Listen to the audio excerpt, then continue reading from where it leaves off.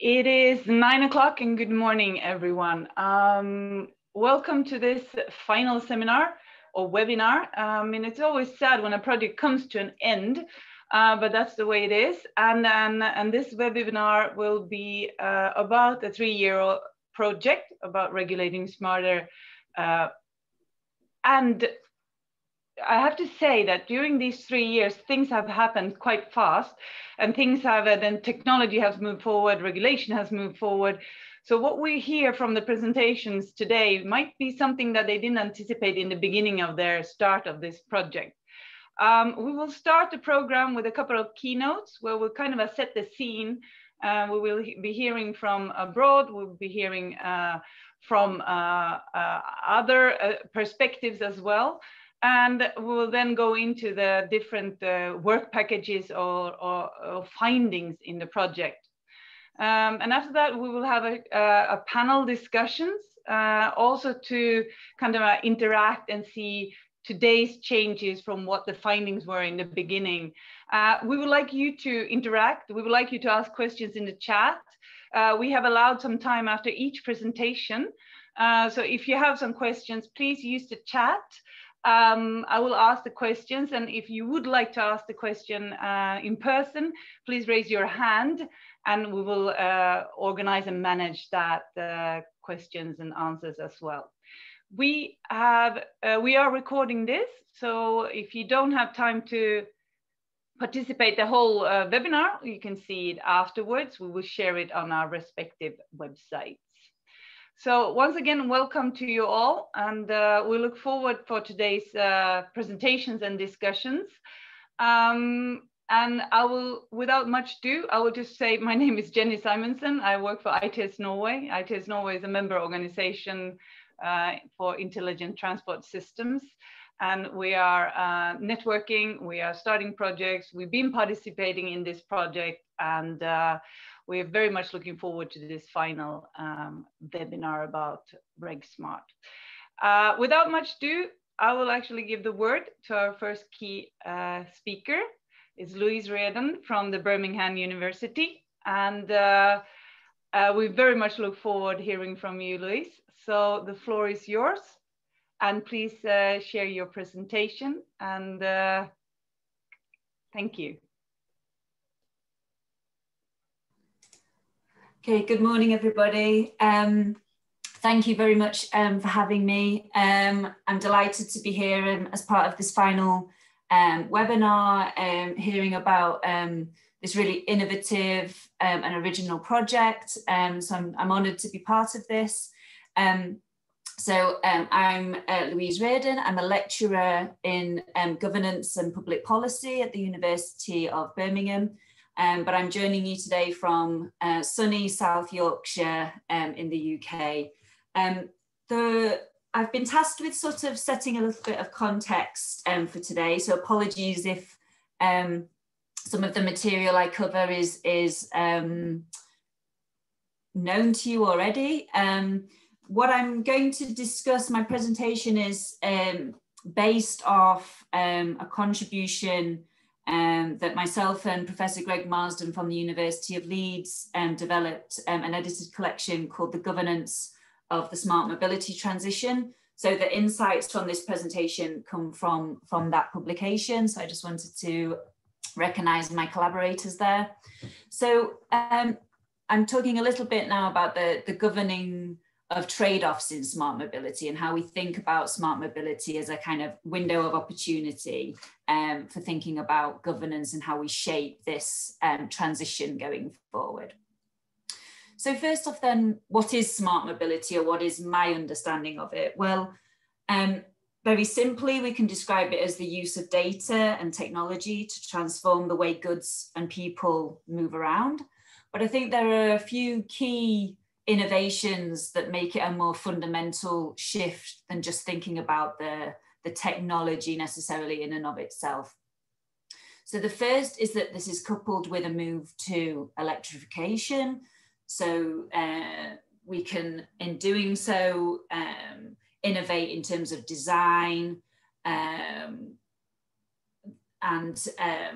how this links to other pieces of infrastructure, whereas, you know, thinking about the use of the combustion engine limits what we can do. So the move to electrification of vehicles and linking to other pieces of infrastructure can help us open up opportunities for innovation in other ways. The second is the rise of ubiquitous internet through Wi-Fi, supported by other innovations around Bluetooth, for example, which means that we can track services, locations, people far more easily, which is fundamental to many of these smart innovations. The rise of automation, obviously, in terms of moving the driver out of their personal vehicle, but also in other areas, so for example, around delivery, what that opens up in terms of access to services is something that is quite new. So I think this is Amazon testing one of their delivery vehicles. But also the rise of usership. So rather than having to own a vehicle like we have in the past, we can rent or share services, opening up a diversity of different mobility options for us that don't require us to kind of pay and own for those services. And then around sort of intelligent infrastructure. So using IT, using services as a way to influence consumer behavior. So for example, surge pricing, but also linking transport services with other incentives around gym memberships, money off other services, for example, in order to shape the way people move around. With this, I think it's important in the context of this seminar around governance to recognise that smart mobility is opening up a range of different new actors in the governance space. So technology companies that wouldn't even class themselves as being related to transport are in this space. Incumbent actors are changing the way they offer services as well. And so this is creating an incredibly complicated and diverse picture of influencers within the transport system like never before. But I think it's important to also recognise that these smart mobility shifts are happening within the context of broader societal changes.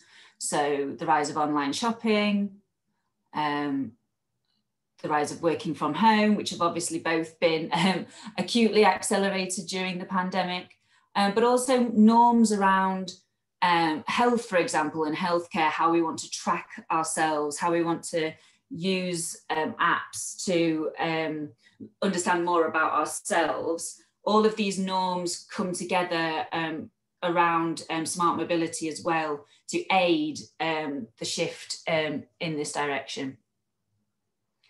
So I think it's important for us to recognise that smart mobility or mobilities are part of a socio-technical system of mobility.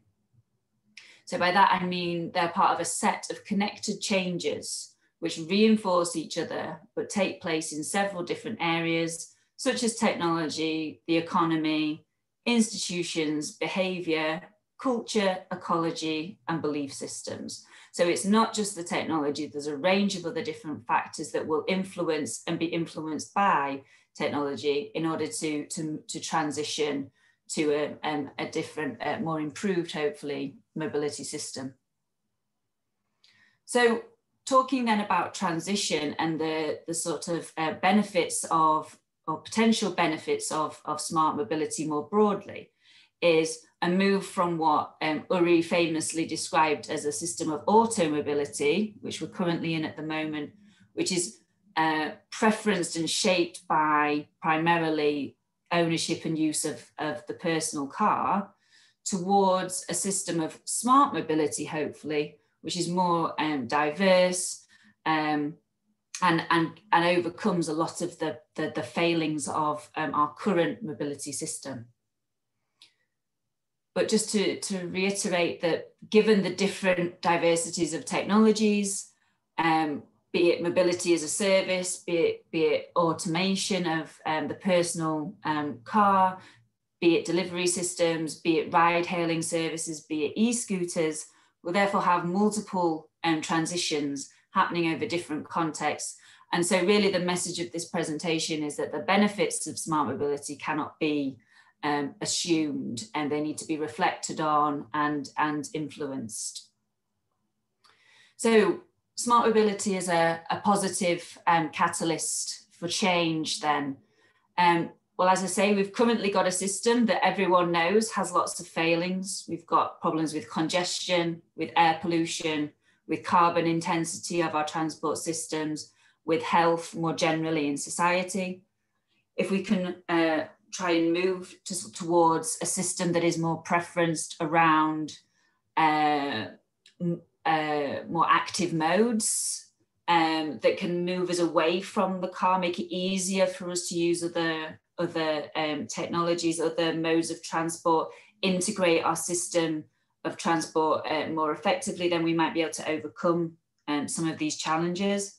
So for example, the International Transport Forum, I've done some modelling a couple of years ago now that showed that if we can move away from the private vehicle towards a more coordinated shared taxi service across the city, then that could improve journey quality, reduce kilometres travelled by up to 48% and emissions by 62%. So there's a real opportunity here to harness some of these benefits.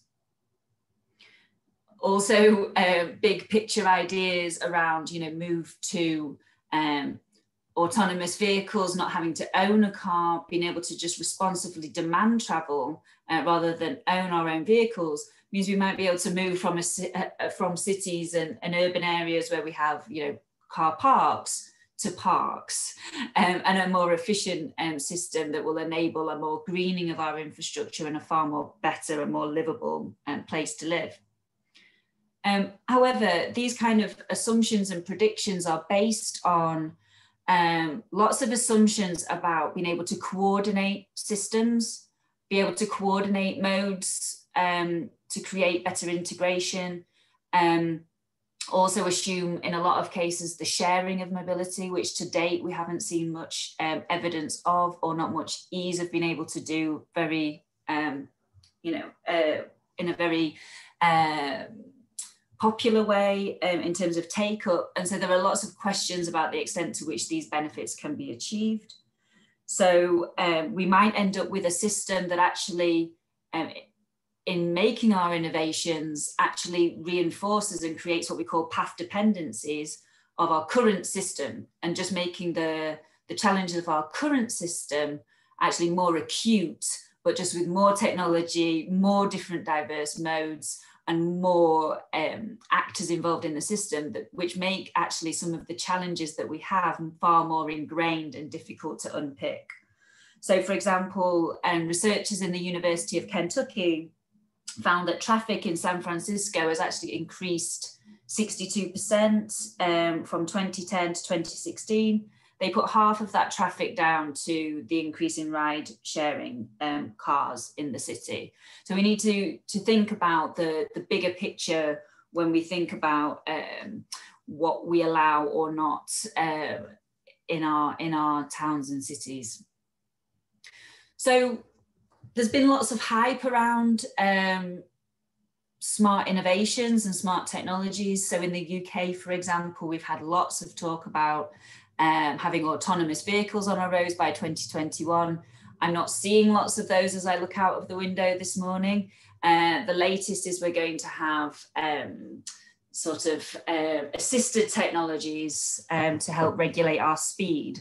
And so there's lots of hype around different technologies. Some are moving, as Jenny said at the start, at a really fast pace. Others are slower to take on. And to that end, I think we've got a real window of opportunity, a real moment where we can stop and reflect to think about what we want innovations in technology and in modes based on data and technology to do for us in terms of our transport system.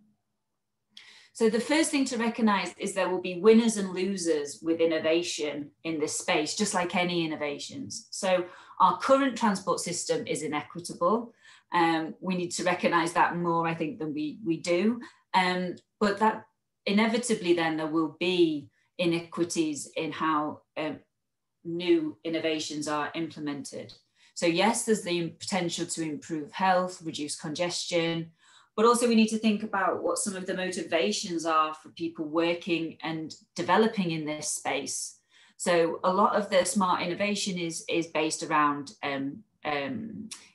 demand responsive systems. So for a private company, the profit motive there is to actually increase demand, to maximize consumption, to maximize their own returns. So what does that say about the problem of reducing congestion, for example? How do we marry those two different goals? With the rise of app services, we might see a rise of more individualized systems and make it easier to use a particular, might make it easier, for example, to use an Uber rather than take the bus. So in that shift to a more individualized mode of transport, what does that do for the business model of our public transport? How does that undermine those systems? And so what does that then tell us, and what are the implications for those members of the community who can't access these services, be that because of the technology itself? Not everyone has a smartphone. The ways of payment, not everyone has a bank card. And so we need to bear these people in mind to make sure that these inequalities are not locked in when we transition more and more towards these systems being business as usual. Secondly, we need to have politics with a capital P. So a lot of the framing at the moment is around what we would describe as a kind of neoliberal framing, where private sector organizations are selling us transport solutions, lots of them at lots of different times. But there's actually, and also these are being sold as win-wins. We can help tackle some of these transport problems while also growing the economy. And that might be true, but that powerful framing of the value of smart mobility from an economic point of view, as well as a transport one, often the transport one being secondary, means that actually these solutions are being bought into without really stopping to think about what we actually want our towns and cities to look like.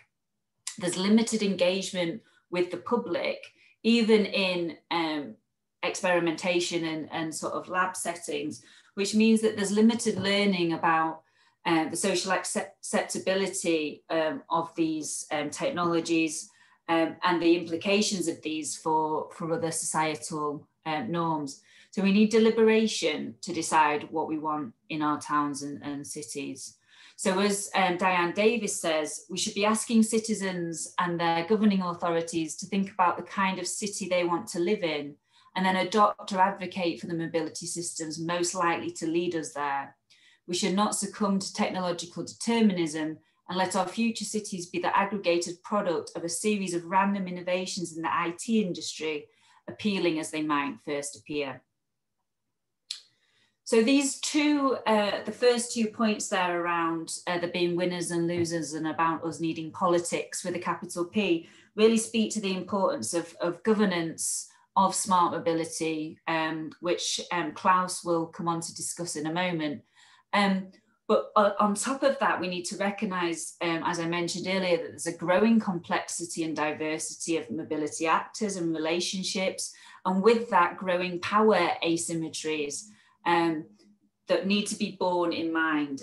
So, for example, people have looked at the rise of mobility as a service and the implications of for security of moving fully to these systems, how they might fundamentally weaken some of our resilience within our urban infrastructures. but also what these systems do, as I mentioned before, to our budgets, our tax revenues, how we invest those in our transport systems, and how we actually coordinate transit at scale. And I think the key message for me is that, as I hope has come through, is that none of these outcomes are inevitable. So the states, however we perceive that, governments at local, regional and national levels need to play a key role in the system, recognizing that they still have important powers in terms of setting context, coordinating, regulating, and that not acting is also a choice that needs to be reflected on. And my final slide here is just to say that context matters. So it sounds obvious, but we're not starting at a blank canvas. Different dependencies on the car, or if you have a biking culture, may mean that different innovations are picked up and are more popular in different areas. So smart mobility helps determine our approach to how we want to govern, but it shouldn't be leading it. And also just to recognize that the way we frame and understand smart mobility, be that as a tech solution or primarily as a transport one, will inevitably shape how we respond to and use these innovations. And also the way we govern, which I think Klaus will come on to, is also really important here. So do we work with and in partnership with, or in response to innovations? They will also affect the success of innovations and implementation of these technologies for the better and the worse. So I will stop there. I hope I've not gone on too long, Jenny. Any questions? Thank you, Louise. That was really interesting, and it gave a good kind of a picture to the rest of the day. If you have any questions in the chat, please don't feel afraid to ask those questions. I would like to ask about the socio-technical part that you went into and the transition. It all sounds good on the paper, but how do we really apply that in real life? And how do we really get that transition happening and the cross-departmental, cooperation through all that is actually needed in order to reach that, I guess?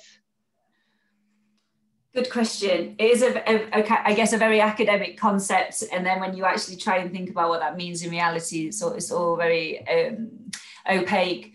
I think the key thing for me is we often focus within our governance systems around the thing, the technology, and then that becomes siloed in a box. And we think about how we can,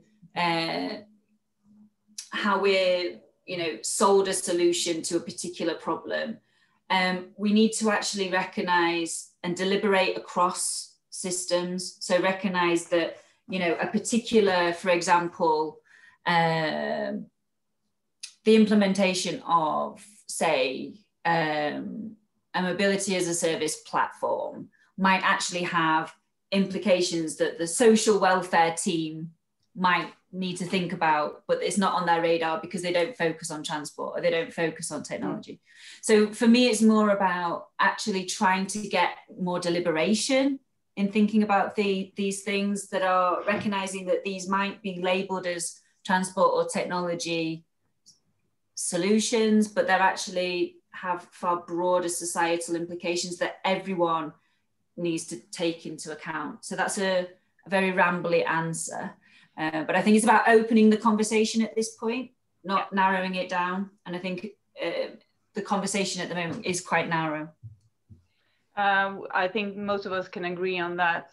Thank you so much. We will hear more from you later in the discussion, and you have a chance to ask Louise more questions. So thank you, Louise, for your time. And we'll look forward to hearing from you a little bit later as well. Next, we will hear from VTI, and that will be Klaus Hedegaard Sørensen. And he will continue a little bit in the path that Louise started on. So we look forward to hearing from you, Klaus, and you can share your presentation. Thank you very much. Can you see my presentation now? Yes, we can. That is great. I will present results from a research project that we called Smart Mobility Requires Smart Governance. It was a K2 project. K2 is the Swedish Knowledge Center for Public Transport. I'm also affiliated to that, and there was a lot of other colleagues from K2 involved. And it was funded, that project, by Vinnova, which is the Swedish innovation agency. The point of departure for this presentation is that governance or governing is needed when we talk about smart mobility, as also Louise already stressed. To achieve advantages and avoid disadvantages, smart mobility has to be governed. Now it seems strange, I cannot, wait a moment, there it came. If we talk about the field of the policy field of smart mobility, by policy field, I mean the sector. You could also talk about the social policy or agricultural policy and so on. If we talk about smart mobility as a policy field, I would say that smart mobility is in its infancy. And it also means that the governance approaches are not well developed. Often public actors, they are unprepared, as we saw, for instance, in the case of introduction of e-scooters overnight in some cities. You might be able to ask who are actually governing when we experience this type of events. Policy instruments are the tools to govern. I think in Norwegian you talk about virkemidler. I'm Danish, in fact, and we use the same the same term in Danish as well. Policy instruments in this presentation are defined very broadly. And if we should speak in a very general manner, you could say it includes the hammer, but it also includes the violin. Focus in this presentation is on approaches to governing of, but also with smart mobility, which implies the use of a variety of different policy instruments. Then which policy instruments are applied today in governing of smart mobility? In the literature on policy instruments, we sometimes distinguish between, on the one hand, what we could call substantive policy instruments. That is, policy instruments that directly affect the delivery of goods and services in society. If we take the case of e-scooters, we could say that entry regulations, bans, geofencing, and so on are examples of what I would call substantive policy instruments. But in the literature, we also talk about processual policy instruments. Processual policy instruments are intended to manage state-societal interaction. So that is the interaction between public authorities and the citizens, or interactions between public authorities and companies. And often these instruments, processual policy instruments, they are applied to support government aims and initiatives. If we again take the case of smart mobility, we could say that pilot projects, tests, collaborative initiatives, evaluations, and so on are examples of what I would call processual policy instruments. Within the field of smart mobility, we see more processual policy instruments applied than substantive policy instruments applied. So we see a lot of tests, pilot projects, and so on. The target group of the policy instruments applied today within the field of smart mobility is not only the citizens or smart mobility providers, but also the public actors themselves that they aim to learn more and establish new relations by using processual policy instruments. I'm quite sure that in the future, within this field, we will see more, when this field is more mature, when the field of smart mobility is more mature, we will see the utilization or the application of more substantive policy instruments. Now, in the project, I mentioned that smart mobility requires smart governance. We did a final report, and in that final report, we came up with some suggestions or messages for decision makers and civil servants working within this field. Since big international corporations are often in the front seat of the development of smart mobility, public authorities, for instance, small municipalities, might end up in the backseat. We expect that all municipalities, counties, regions, state authorities, and so on will be influenced by smart mobility, but they can also themselves influence the development. Sometimes when I talk to politicians or civil servants, I get the impression that they think smart mobility is a tsunami that you cannot govern, but they can actually govern smart mobility. To get in the front, public actors have to reflect on their role and the resources that they possess to govern smart mobility, and they have to develop a deliberate approach to smart mobility. There's not one single receipt that all public actors can apply to handle smart mobility. But based on our research, we provide 7 what I would call overall messages for decision makers and civil servants in public organizations, and I'll talk about them now. First, basic values must be ensured. It is difficult to govern if we are not aware of the goals. However, it might be difficult to establish a clear goal in this field since the technology changes fast and we do not know which services or which solutions that might turn up around the next corner. Therefore, one way forward can be to establish a number of basic values that should be ensured, that should not be threatened by introduction of smart mobility. Such basic values could, for instance, be injustice, or they could focus on injustice, climate issues, fatalities in the transport system, and so on. And second, everyone benefits from a clear framework. Involvement from many different actors are required in this field. And it is easier to engage actors if there is a relatively clear framework. In such a framework, it is important to define basic factors, like for instance, requirements on data and how data should be shared, who has access to space in cities and on what conditions, different rules, that is, what is allowed and what is not allowed, and also the possibilities for financing, for funding, and also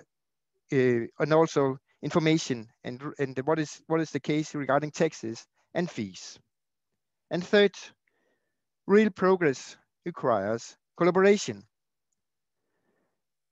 No single actor can control or govern the development of smart mobility. That's also the case for the transport sector in general, in fact. Collaboration between a lot of actors, public and private, is the only way forward. For the public sector, it is important to establish the conditions for collaboration. Often we talk about meta-governance as a sort of way or a role for the or phenomenon that allows the public actors to play a role as meta-governors. And that is relevant also in the case of smart mobility. In some cases, smart mobility providers has acted independently, like introducing of e-scooters overnight in cities, for instance. This probably has been based in the assumption that it is easier to get forgiveness than permission. This approach implies that things happen, but it also damages confidence and trust in new services and technologies. Collaboration is a better way forward. 4. Citizens are more than just customers. Citizens are usually not involved or only to a limited extent involved in development of smart mobility. They are rather defined as users or as customers than as citizens with voices, with rights, and with duties. I think that the yellow vests in France and also protest against bumping in Norway. I think you had something called Folkeaktion Nej til mere bumpinge some years ago. That sort of examples tell us that there is a missing link between the citizens and the authorities. Since smart mobility might transform our cities fundamentally, it is important that citizens are involved in the decision making, even if they are not currently applying smart mobility services. We argue in our conclusions from the project for a broader dialogue with citizens on visions and goals for smart mobility. And 5, systematic learning is important. Public actors should follow closely the technological development within smart mobility. And many perspectives are needed, not only the perspective of technology optimists. An important way of learning can be through pilot projects, tests, demonstration projects, living labs, and so on. And such initiatives, such experiments should always be combined with critical analysis, ensuring that the experiments are applied for learning and not for binding us to one particular technological solution. And 6, today's policy instruments remain relevant. In the project that I mentioned, we studied the policy instruments applied today by public actors within the field of transport. And we studied if these instruments would also be useful in the future of smart mobility. And our analysis show that the large majority of these instruments that we apply today will still be relevant in the future of smart mobility. However, I want to highlight one aspect here. Public actors' access to and control over data is a very important component in governing of smart mobility. Without access to and control over data, it will be difficult for public actors to apply a lot of the other instruments forcefully. And then the final message here, brand new instruments establish changed conditions. Smart mobility means opportunities for all, also means opportunities for completely new instruments. An example is geofencing, which implies that vehicles automatically receive information about the conditions and regulation in a geographical area. Public actors need to understand the possibilities with these new instruments, and they should consider whether and how the new tools can be applied. Now, these were my 7 messages. A precondition for all the above is that public actors aim to be in the front seat, governing of smart mobility, but also with smart mobility. But sometimes I actually am in doubt whether or not it is too much to expect of public actors if they really want to govern smart mobility. However, I think there are some lessons to learn from the last year of COVID. I think a core lesson from the Nordic countries and from many other countries is that the politicians and public actors in general have the will, the skill, and the necessary courage to govern when the situation really requires it. That more or less was my last words. I just want to mention that I mostly have been talking based on the report on the left on your screen. It's in Swedish. And I will mention also an edited volume also produced within the project, and even with contributions from Louise and also from Niels Fernley from TØI that will present later on. And if you want to see more publications from the project, you can go to this webpage. Thank you very much. Thank you, Klaus. Very enlightening. I have a question there, unless there's someone else coming up from the chat. You mentioned 2 kind of a key facts for governing smarter, and it's data and it's collaboration. But it's a kind of a chicken and egg, which comes first. You need data in order to analyze and govern smarter, but you also need a collaboration in order to not have a company coming up overnight and doing that. So how do you govern from that perspective?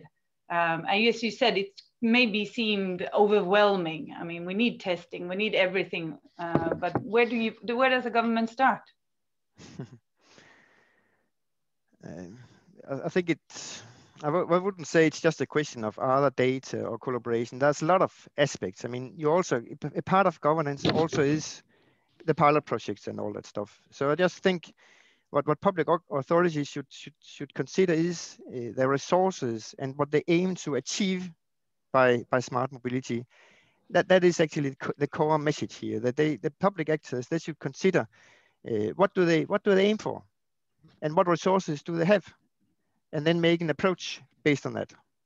I don't know. Did I answer your question? Maybe not completely, Jenny. It was a very large question as well, and it was very. It wasn't probably a question as it is, but you mentioned a very important point, and then that's the collaboration. And we're not talking about triple helix anymore. We're talking about quadruple helix, I presume, with the customer in focus as well, to hear what the citizens want. And that leads actually to my next in line, and thank you, Klaus, for a very enlightening presentation, and we will look forward to read those reports. We will share the links as well to the reports in our when we release the presentations and the recording of this session. So thank you. And that leads actually to next what I was about to say to David from Bolt, to hear about what the industry has to say about this. And how do they feel about collaboration? I don't know if you're going to go into that, but it would be interesting to hear about that from your perspective as well, David. Thank you for coming here today, and we look forward to hearing about Bolt and your point of view. And you have a very interesting title. It is "He Who Cannot Be Named: Today's Scooter Market." So please, David, the floor is yours. Well, thank you very much, and thank you very much for having us. We're new to the project, and since I didn't really know what you have been talking about so far, I chose a topic that doesn't say anything whatsoever about what I'm actually going to say, and this gives me total flexibility to try to adapt to the discussion. First of all, Louise, you have to promise me to include the Bolt logo in your presentation on multimodality companies. It was disheartening to see that you missed out on Bolt. I would want to give a very practical point of view of what we are facing and what we're working with. And therefore, I've chosen to talk about Oslo, if I may. I thought that was a close and good example. So I'd like to walk you through a little bit how we see the scooter market. Now, I'm the policy guy here, so I might have a different perspective than the commercial people of my company. But nevertheless, I'd like to take a couple of minutes to walk you through where we are. Let's see if this works now.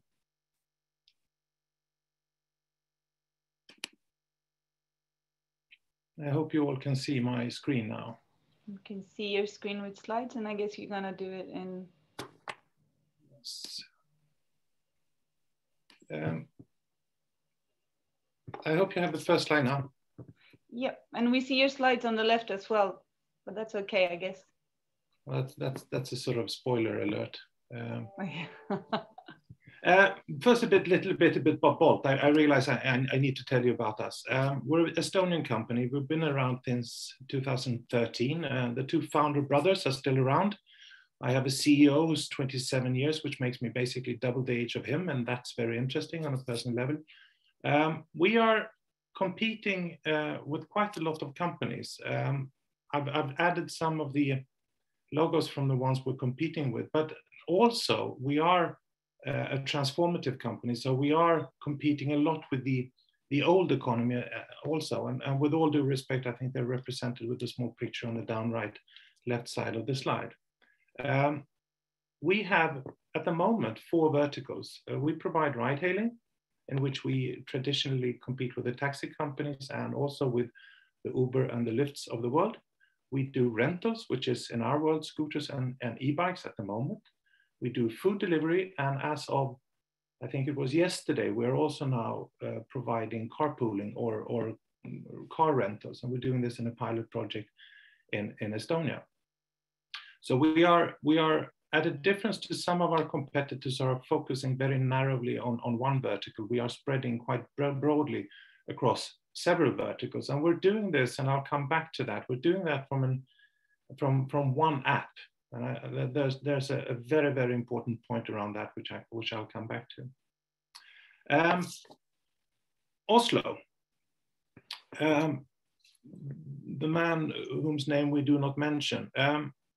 I presume that you all are familiar with the situation on the streets of Oslo, at least as of last year, there were a lot of scooters lying around.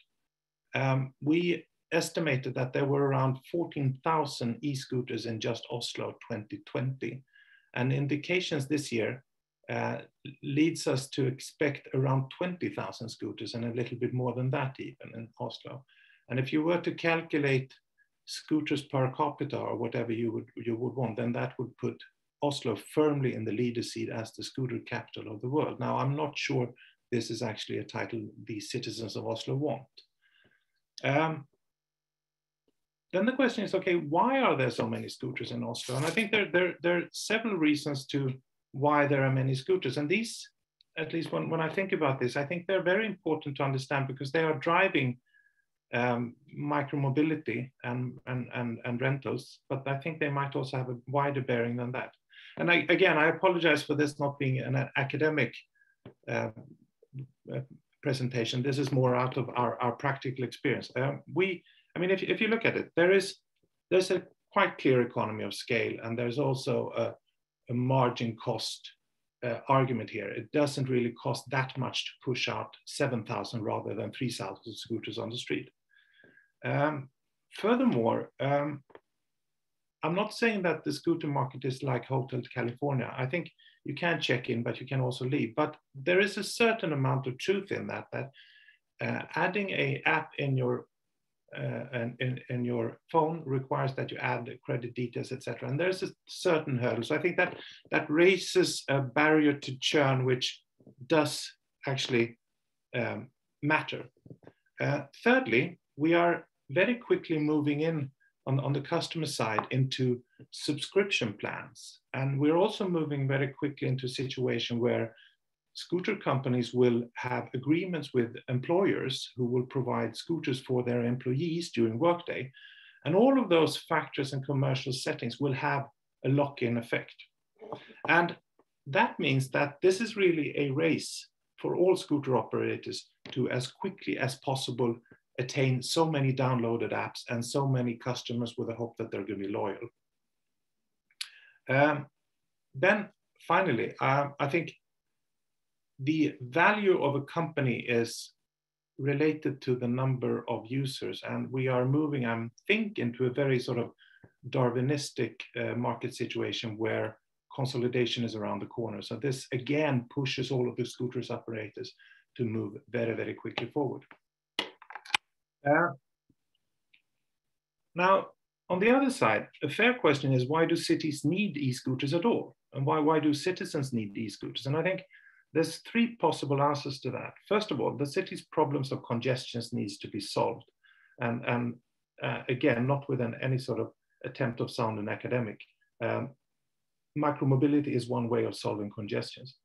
The second one is, of course, sustainability and every city's ambition and also obligation to move into a sustainable future, which again would require that a lot of the cars are removed.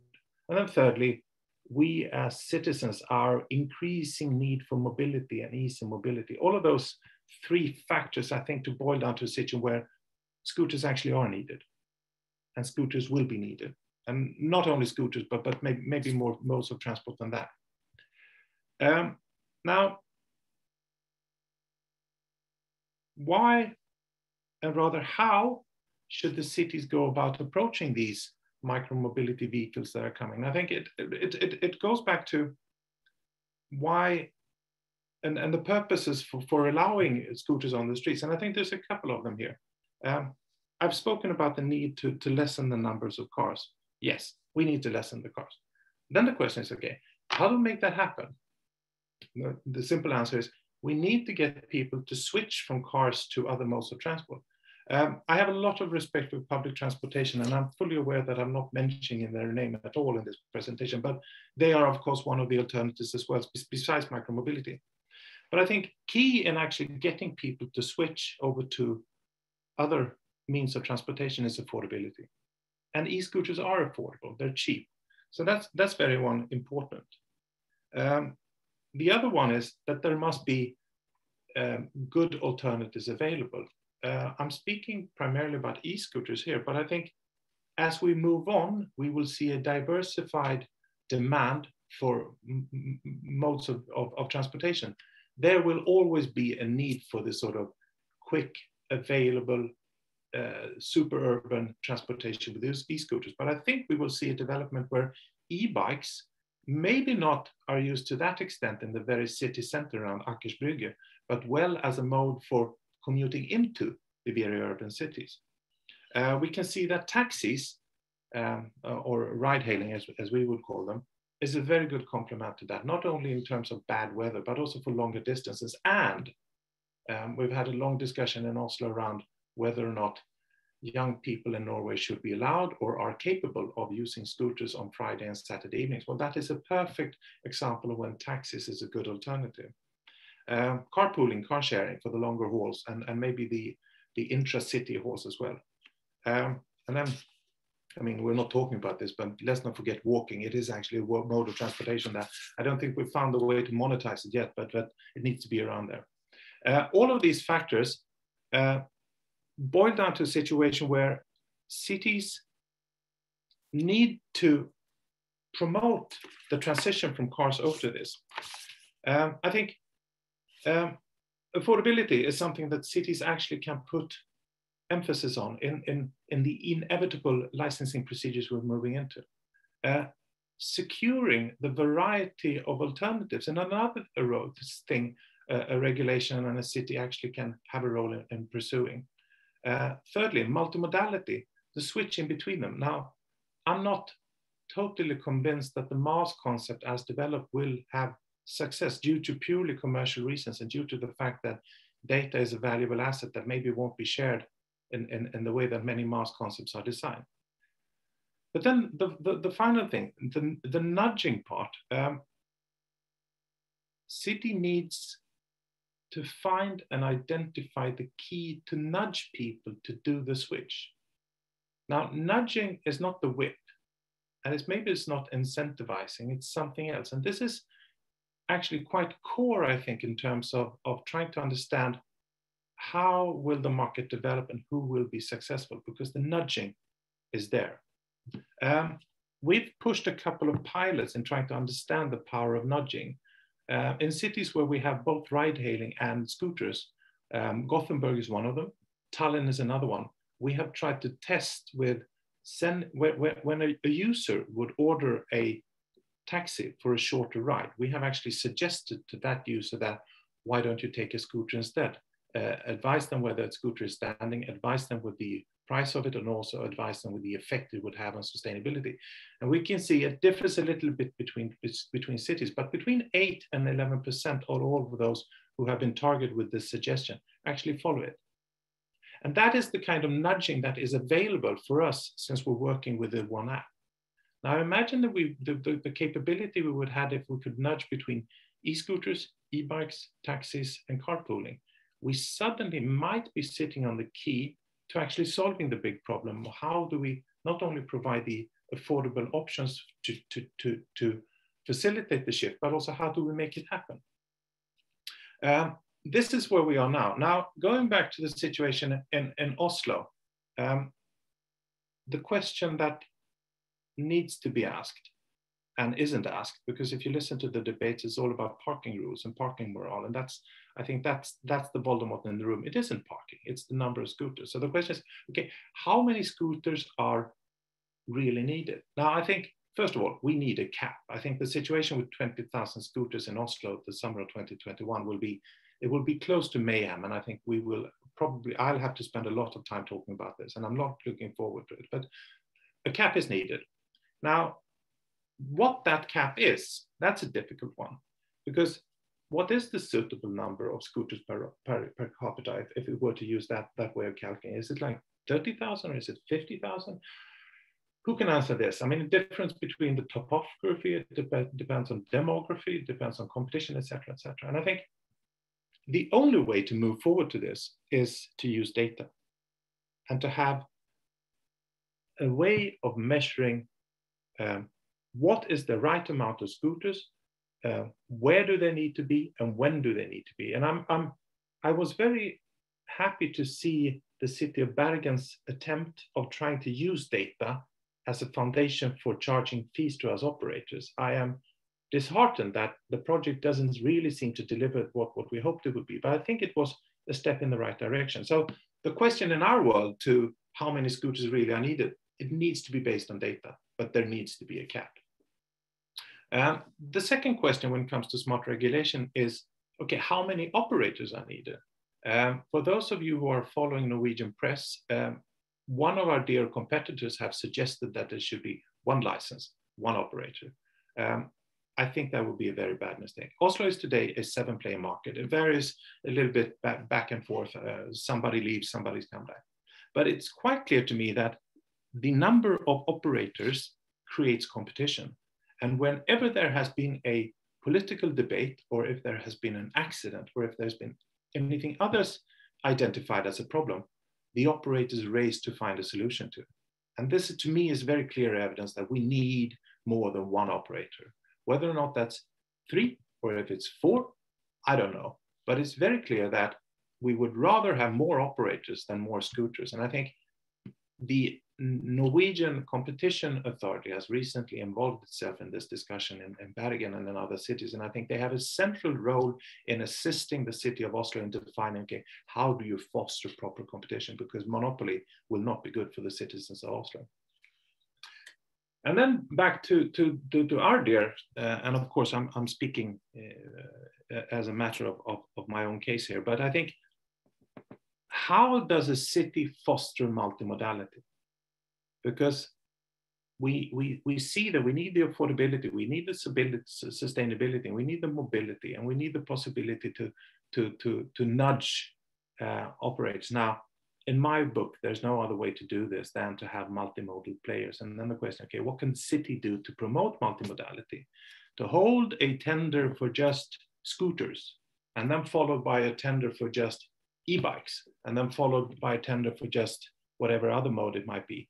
I think Oslo would be missing out on a very, very good opportunity. So using tender and tariffs, promote multimodal players, because at the end of the day, I am, and again, I'm speaking on behalf of Bolt, but I'm not saying this just because I'm paid to say it. I actually believe it. I do think that a multimodal player is more worth to a city like Oslo than a standalone scooter operator.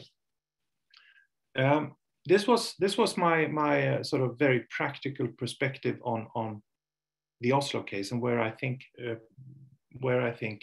a smart regulation would need to go, and what they need to address: the number of scooters, the number of operators, and how on earth to get multimodal players. I think I'm done here, Jenny. I always end with this picture because, I mean, if you're wondering where we're going, I think this is a very illustrated picture. It's in Swedish and basically saying it's all going, well, everything is going to go to hell. Well, thank you for those final words there, David. Very interesting. Very interesting to hear from Bolt as a multimodal player. The nudging part, I'm keen to hear a little bit more what you think about that. How does if we talk about the collaboration model, and how does the public part go about the nudging part then? Because it's important. Is data a key to talk with the operators that nudging can be used? Mm. I mean, I think we have spoken about nudging, and I mean, it's been tested in political. I mean, and I think the British government did a lot of thinking around this. We are launching incentivized parking in Oslo very, very soon, if it hasn't been done already. Basically, we will nudge you to park in the right place, and if you do it, we will incentivize it by giving you a kickback. I think this is a very easy example, and I'm hoping to see very good results of this. But I think moving on from that, I don't think there's necessarily one clear answer, because in order for the nudging to have effect, we would have to identify what triggers the user. Is it to constantly be informed of what lesser impact on the environment they can contribute to? Or is it just as simple as money? Or is it time? I mean, combining data on congestions together with alternative routes or modes of transportation to sort of bring the waste environment into the real world, into your practical choices, that could actually be very, very effective. Now, of course, we sit on data, and this is, of course, our Coca-Cola recipe. And this is where we have our commercial value. But at the same time, the mess in Oslo is actually going to fall back on us all. It's hurting the industry as such. So we need to find better ways of cooperating. And I think therefore, while I'm not sure that a mass concept we would surrender and open the gates for everyone, we still will most likely have to share much, much more of the data than we've done before. And then maybe the rest of the world can help us in identifying where are the happy trigger points for nudging. Is that a good answer? That is a good answer, and actually a very good introduction to our next presentation there. Thank you, David. We will hear from you a little bit later. So you have a chance to ask David questions as well in the panel discussion that he will join with the rest of the team later. Thank you so much for your presentation. And as David was in there, we are going to hear from Entur and Andreas and data. You're probably not going to answer this, but if it could data then be the key for nudging as well. But the floor is yours, and you're welcome to share your view, Andreas. All right, thank you very much. I guess you all see my screen now. Yes, with the slides on the left as well, just for your information. There. All right. My name is Andreas Treiti. I work at Entur in Norway, and I'm going to tell you a little bit about how we are working with the field of mobility and micromobility in context of journey planning, and also in the context of national journey planning, which is much our field of work. So firstly, I just want to give a very brief introduction to what Entur is and what kind of role Entur has for this whole sector. So Entur is a fairly new company established in 2016, and it's owned by the Norwegian Ministry of Transport and Communication. And the responsibility that lays on Entur is that Entur collect all data for all public transport for the whole of Norway. So that's all both the public actors and the commercial actors and the train operators and so forth. And we provide national services for journey planning. And of course, the focus there has been the classical public transport. I will come back to this a little bit later. And then additionally, we have a national service for ticketing for the whole of the public transport sector. So this ticketing system is basically mandatory for the whole rail sector. However, we aim towards having the full public transport sector included here, but for now it's optional for the rest of the public transport sector. All right, so we are very much a company that work within the field of data and collection of data, standardized data formats, and so forth. So when we kind of look at the micromobility, we kind of have this very simple view. So we have a lot of operators that could be operators for e-scooters or city bike, car sharing, or other types of micromobility offerings. Then we have the whole area towards the city or the municipality where these services actually run. And then you have the second kind of dimension, which is more the information about the service, the travel information, the journey planning. And our approach for looking this is to actually look at also the formats that you can use to exchange this data. And just to kind of clarify our point of view here, I would just highlight that if you look at one of like the big formats handling this exchange of this type of data, you have the MDS format, which is very much format for ingest, compare, and analyze any micromobility offering. And this is very much something that needs to be exchanged between a city or a municipality and the mobility operators. And I think one of the very interesting elements here is that this format also adapt for having to express regulation as a machine readable format. And from at least our point of view, this is extremely important in terms of scaling such systems at a large scale. So this is a very interesting area. Then you have the second element, which is the system availability. So this is the GBFS format, who very much cater for this part. So this is basically the open data part of any micromobility offering, providing locations of any vehicle, geofencing for where you can ride and not ride, and of course how you can reach or book that specific. So this last part is our main focus at Entur. We are working within travel information and journey planning, and this is where we have put our focus for now.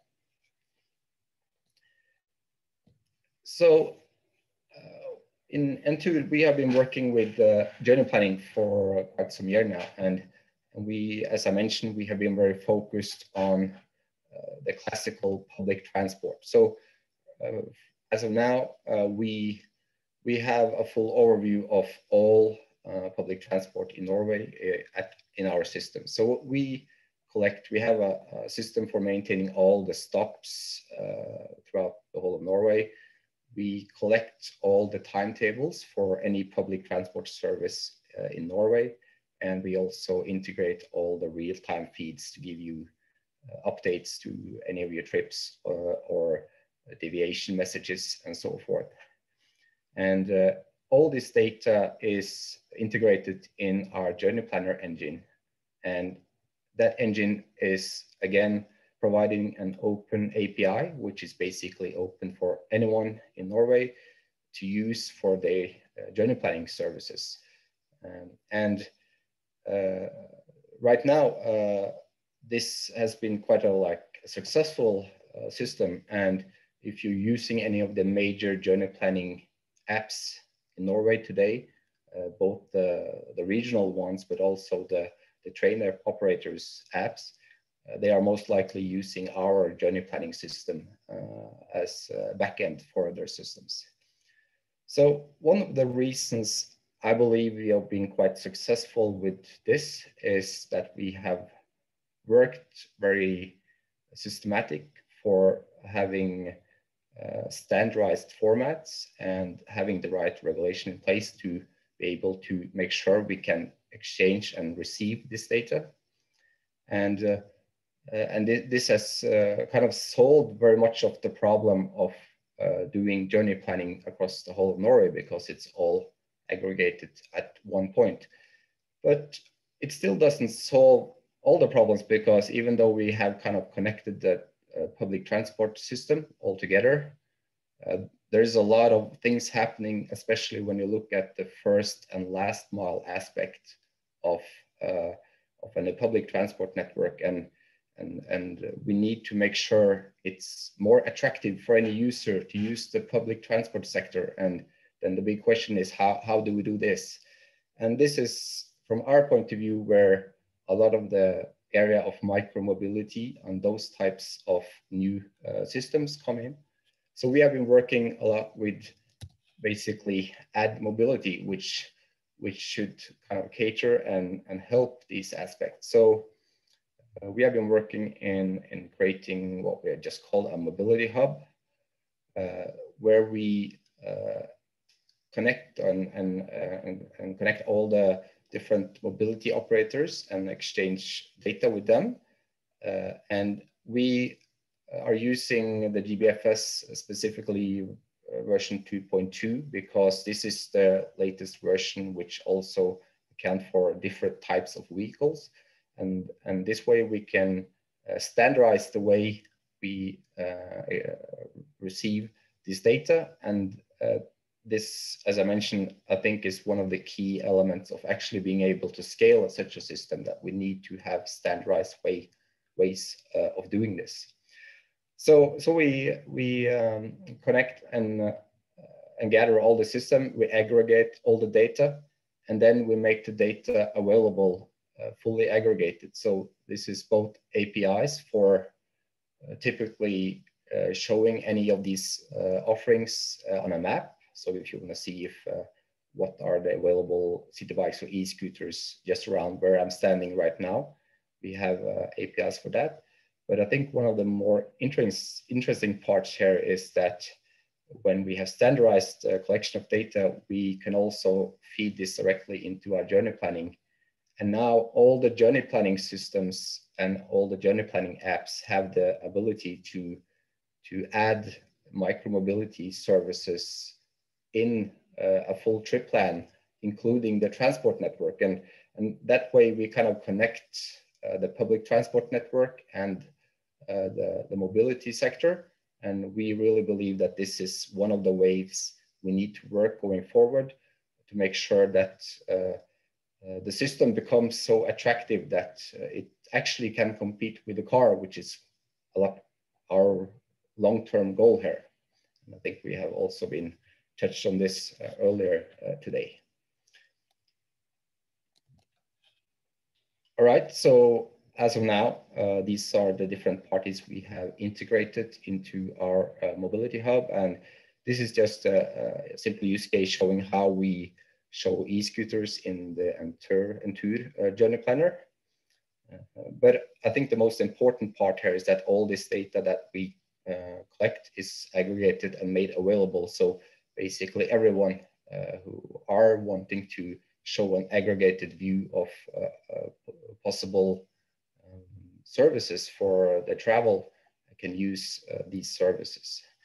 And one of the key elements which we find very important is that we want to make the data available, and it also needs to be easy to find the data and see the status of the data. So to kind of support for this, we are also working on some fairly simple insight tools on what type of data do we actually have in our mobility hub, because as mentioned, there's very difficult to see what's the status right now, because one operator might be have put out new mobility offerings during nighttime, or one operator have disappeared.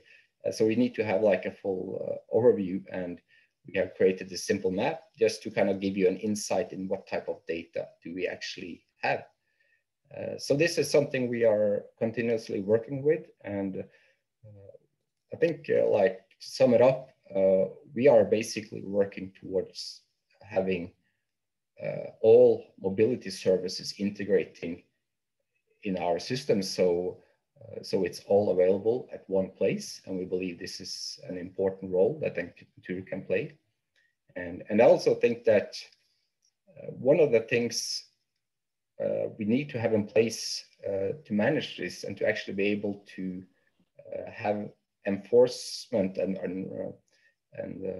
regulation in place is that this can't be voluntary, because some operators want to share their data and some operators are not that interested.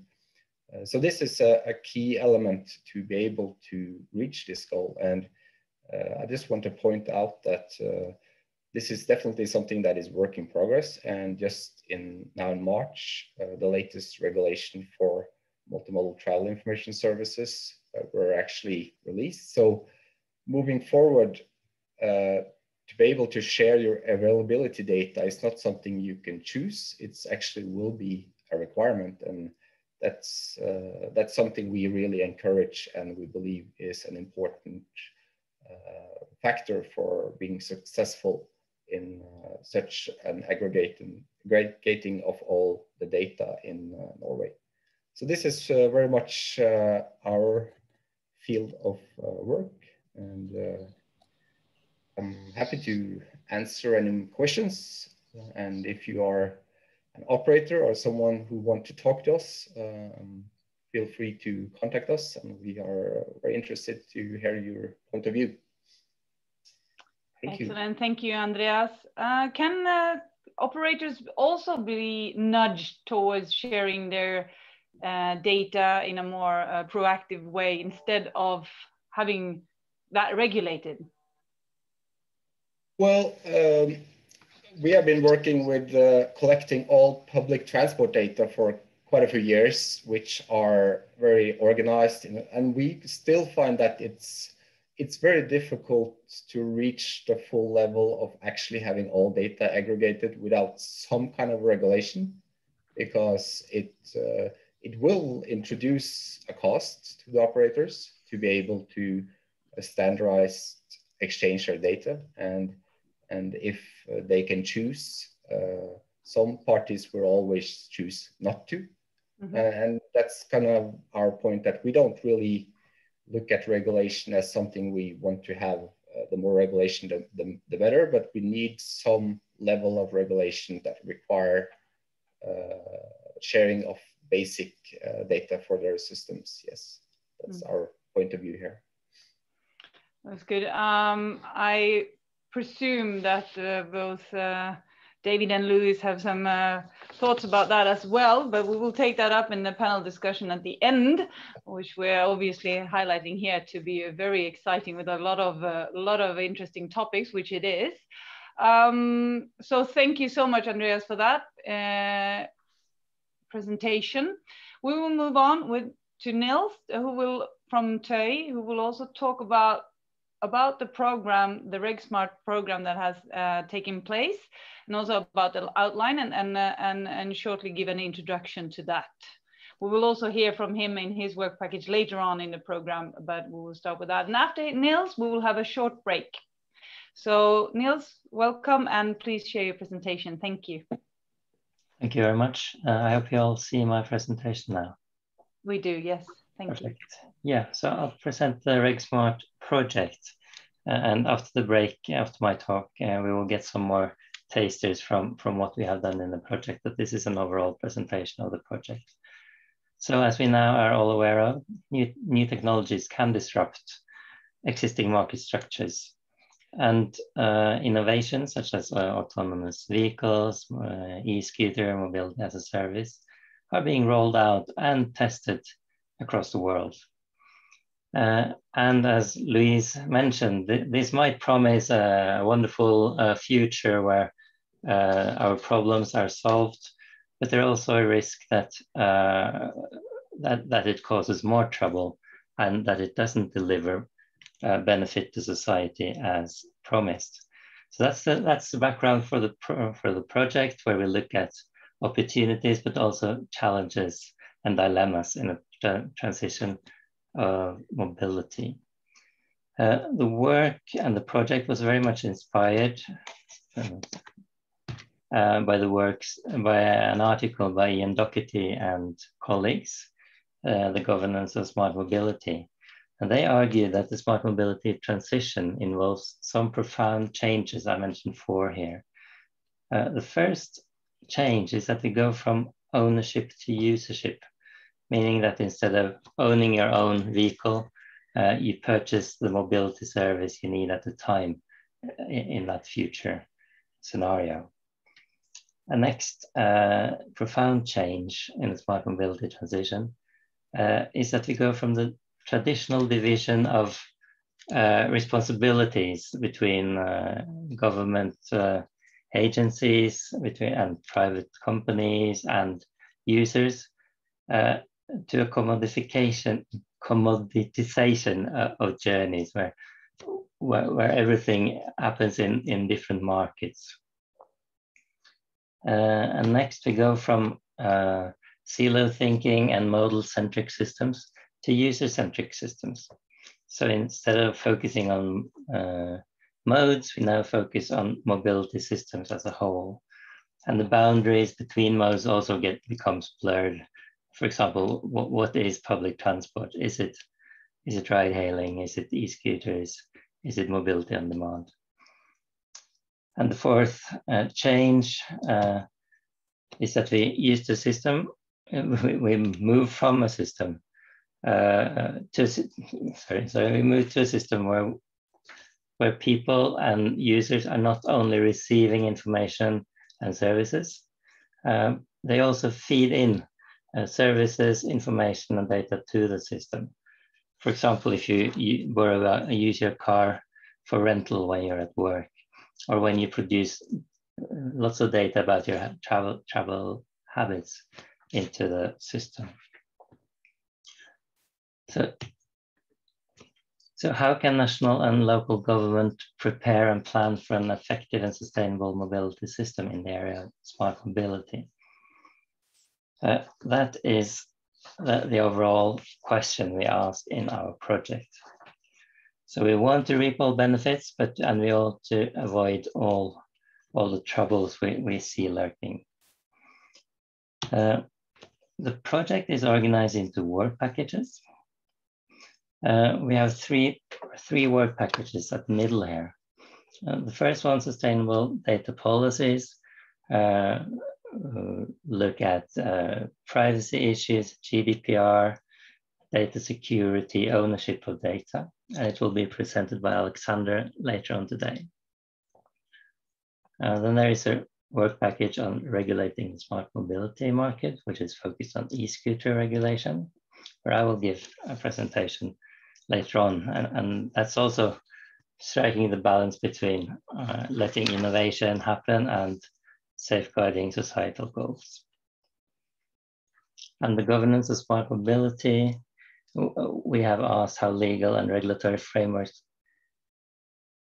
sorry, I missed that.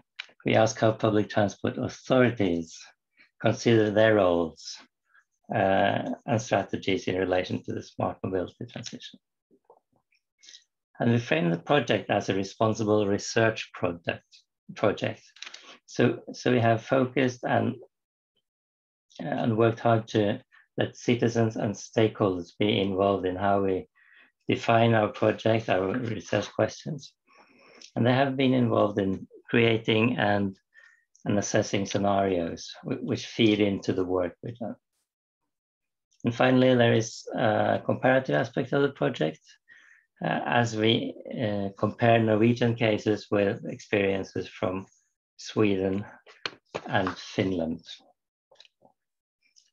All of these work packages will be presented in the next session. So these are the project partners. TOI, we are the project managers, University of Oslo Department for Law, and the Norwegian Board of Technology. They are the Norwegian partners. And we have VTI, which is the Swedish National Road and Transport Research Institute, and VTT, which is the Technical Research Center of Finland.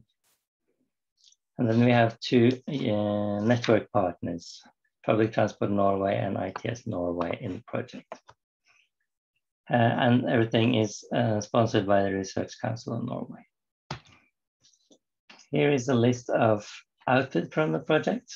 Some has already been published and is out in the public.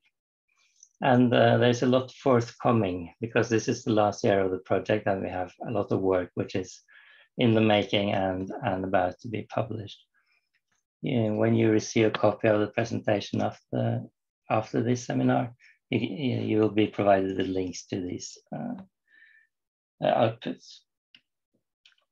So that was a very short presentation of the project. I think we managed to gain some time. We were a little bit behind schedule. And that was it. Thank you. Thank you, Nils. You will come back later and you will present a little bit more about the e-scooter part. So that's good. Thank you so much. We will have, as Nils said, a short break. We are actually good in time, Nils, so no worries. Good. Good. And then we will hear from the packages, work packages that Nils was just presenting. They're quite interesting as well. So we ask you to stay tuned. And after that session, we will have this panel discussion that I've been talking about after these presentations that I meant that were in this session. So let's have a short break and we'll come back in a couple of minutes. Thank you.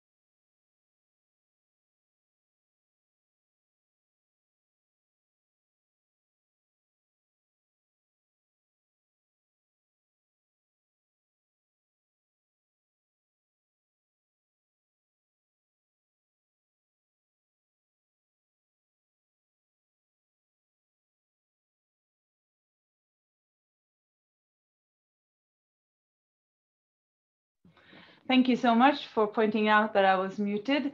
Welcome back after the break. Great to see you. I started the recording and we will also share all the presentations and the recording afterwards. And we will continue with the work packages that Nils so kindly introduced us to. And we'll continue with hearing from Finland, Anu Tuominen from VTT, and also the differences there. So Anu, please, the floor is yours and you can share your presentation. Thank you very much, Jenny.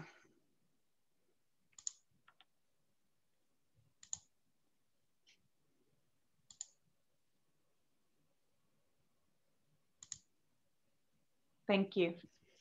Okay, so greetings from Finland. I will present the work package 2, which is about regulatory frames and mass developments in Finland and Norway. And in this work package 2, we had 2 research questions. Firstly, what types of smart mobility services have emerged in Finland and Norway? Secondly, what role have the regulatory frameworks played in the mobility as a service developments in these countries?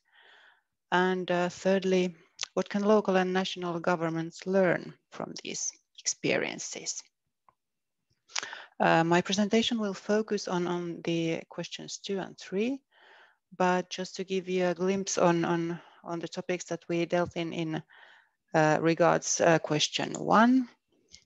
Here you can see a typology of smart mobility services we identified, and which can be hopefully useful in future research framework in the service analysis and that kind of stuff. We identified 3 categories for smart mobility services, which you can see here on the left-hand side: aggregator services, ride services, and vehicle services. And then each of them has 2 to 3 types. And we also collected examples from Finland, Norway, and Sweden on those types of services. But then if we go to mobility as a service analysis, we had 2 cases here. WIM from Finland and Columbus from Norway. WIM is a privately owned aggregator service based in Finland, but operating in 5 countries. They offer a subscription and ticket-based access to public transport, city bikes, e-scooters, ferry tickets, taxis, and also rental cars, and all of those in one app. Columbus in Norway is a public transport agency, and it provides access to rail, buses, boats, and the electric city bikes, and also on-demand bus services. They have a number of trials ongoing, more than these, and then they are also electrification frontrunner. The regulatory settings for these 2 services are quite different.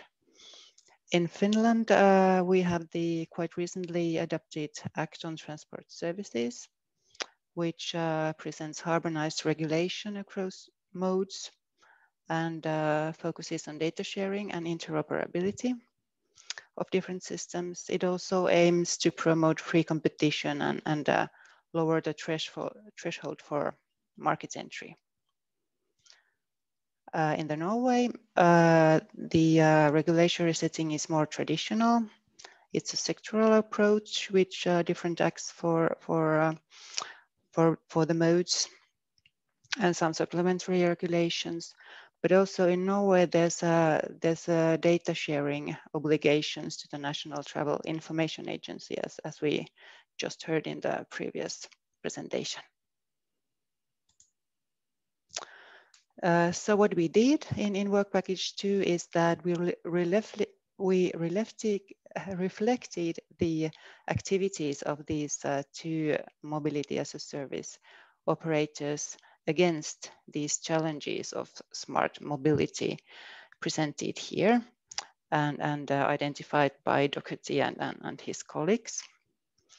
And the first challenge is the tension between the short-term benefits and the sustainability challenges of these new services as they scale. The second one is the management of the taxation of the transport system as the roles of the actors in the transport system change. The third one is the data as a critical asset and the management of the data in particular. And the third one is the equity and inclusion issues across different areas. So what did we learn? Firstly, the first challenge, the short versus the long-term game.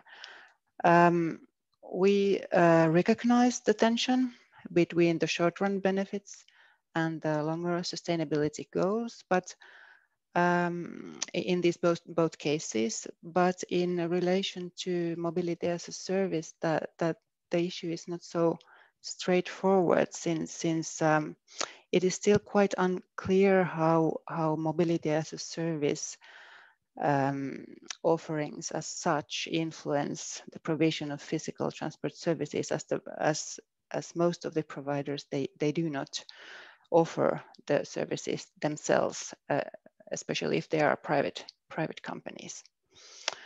So there certainly is a need for new knowledge and research on this topic.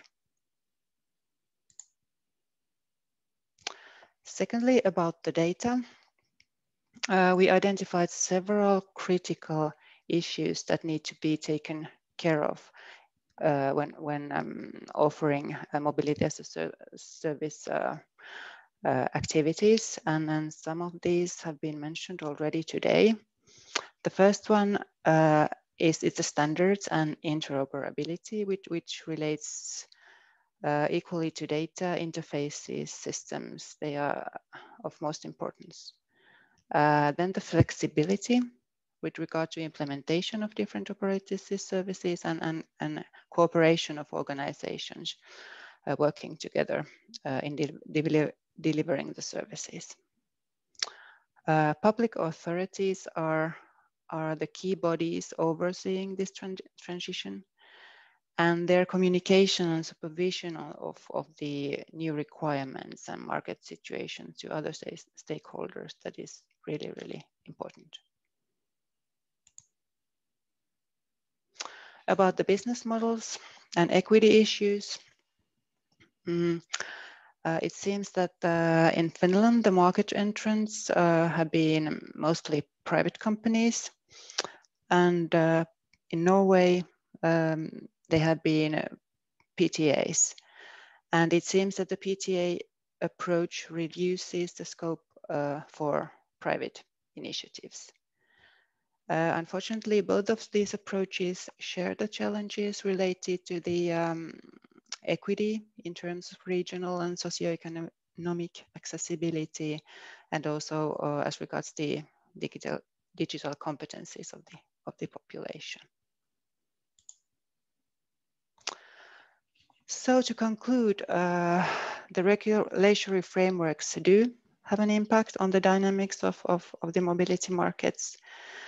But both of these cases I presented seem to be able to provide successful mobility as a service. The PTAs, they may have a competitive advantage locally due to public funding and already established customer base. On the other hand, the privately owned operators may benefit from easier access to high-tech resources. It might be easier for them to integrate new services, and maybe they have also less of a challenge in relating to existing service provision. If you're interested to read more on these issues, here you can see the publications we have made. And yes, I think that was the end of my presentation. Thank you very much.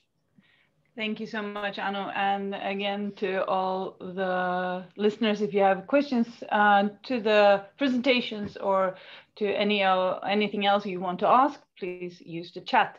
Mas, David was talking a little bit about it as well. How do we find a solution to that then? Because you said there were some differences between from the private perspective and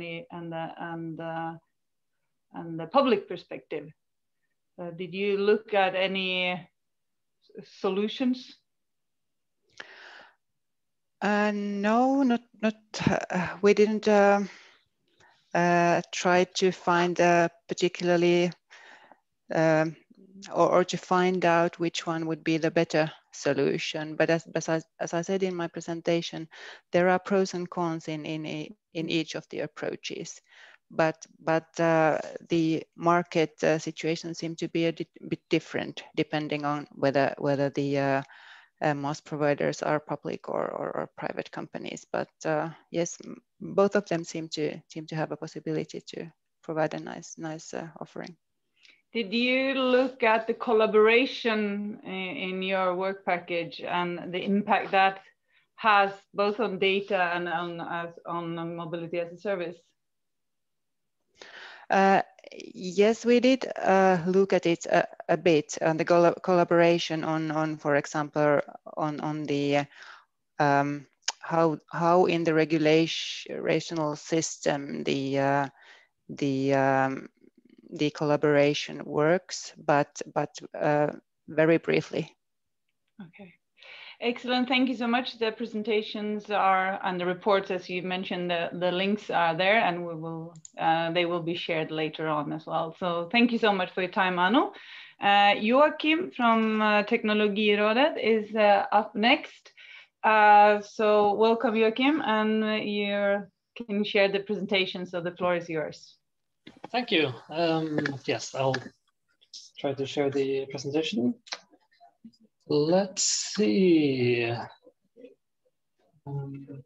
I suppose you should see it now. Yes, if we can have it in presentation mode. Yes. Perfect. Thank you. Here we are. Yes. So thanks for having me. It's been interesting to collaborate on this project. So I've been working on work package 3, Future Scenarios for Smart Mobility. And I work for Teknologirådet, also called the Norwegian Board of Technology in English. And we are a public organization that's connected to the Norwegian Parliament. And our job is to give advice to the Parliament on new technology. So scenarios, what and why? Why do we do it? Scenarios are fictional, but hopefully plausible stories about the future. We usually work with about a 10-year horizon, as that is sort of far enough into the future to be different, but also close enough to think about how we can change the future. And when we make scenarios, it's not so much about prediction as it is about thinking about the future, understanding how future might change, look at opportunities and consequences, and identify possible choices that we can make today to create a future that we would want to live in. And when we write our scenarios, one of the important things is that we try to, create discussion and have some provocative elements so that it's not only, one future that we don't want and one future that we would prefer. So we try to make them, like all the different scenarios, have their pros and cons. The process of creating these scenarios was highly affected by the pandemic. It's usually a quite, interactive process. So we did the scenario development online using workshops with experts and stakeholders. For instance, Inga from Work Package 2, and we also used material from the other work packages as inspiration for the scenarios. And we worked, with digital workshops, using, for instance, Miro to, brainstorm to find the elements that we would use in the scenarios. And then we have written the scenarios and handed them out to 32 stakeholders that read the scenarios and discussed them with us in also an online workshop using breakout rooms. And also we used some tools to get them to write recommendations that we could discuss and vote for. So we got 48 recommendations based on the scenarios that we wrote. The scenarios are written in Norwegian, so I've just had to make up some English titles. Daily Travel in 2030, Scenarios for Urban Transport. And when we made those, we tried to look at some probable factors to create the background stories for the scenarios. So that's obviously urbanization. Less public money will probably impact the future of transport. And then on the technological side is, of course, more use of data and an increasing number of mobility actors and new vehicles. And what we were not so sure about, which are more open questions that shape the different scenarios, are the use of autonomous vehicles and to which extent the future mobility system will be organized in a collective or individual way. So I will briefly tell you about each scenarios and some of the reactions we got to them, and then briefly tell you about the recommendations. I don't have time to go in depth with all the details that we placed into the scenario, so that's something that you can hopefully read about in the report that we will share with you later. So the scenarios are organized in an axis cross where we have full self-driving on one side and rather limited use of self-driving on the right side. And then there's an axis on how the system is organized. And in this cross, we have placed 3 scenarios. One that's called right on time, which is focuses heavily on the public transport having a big role. One that's called move forward, which is focuses more on heavy use of self-driving taxis and kind of liberal regulations.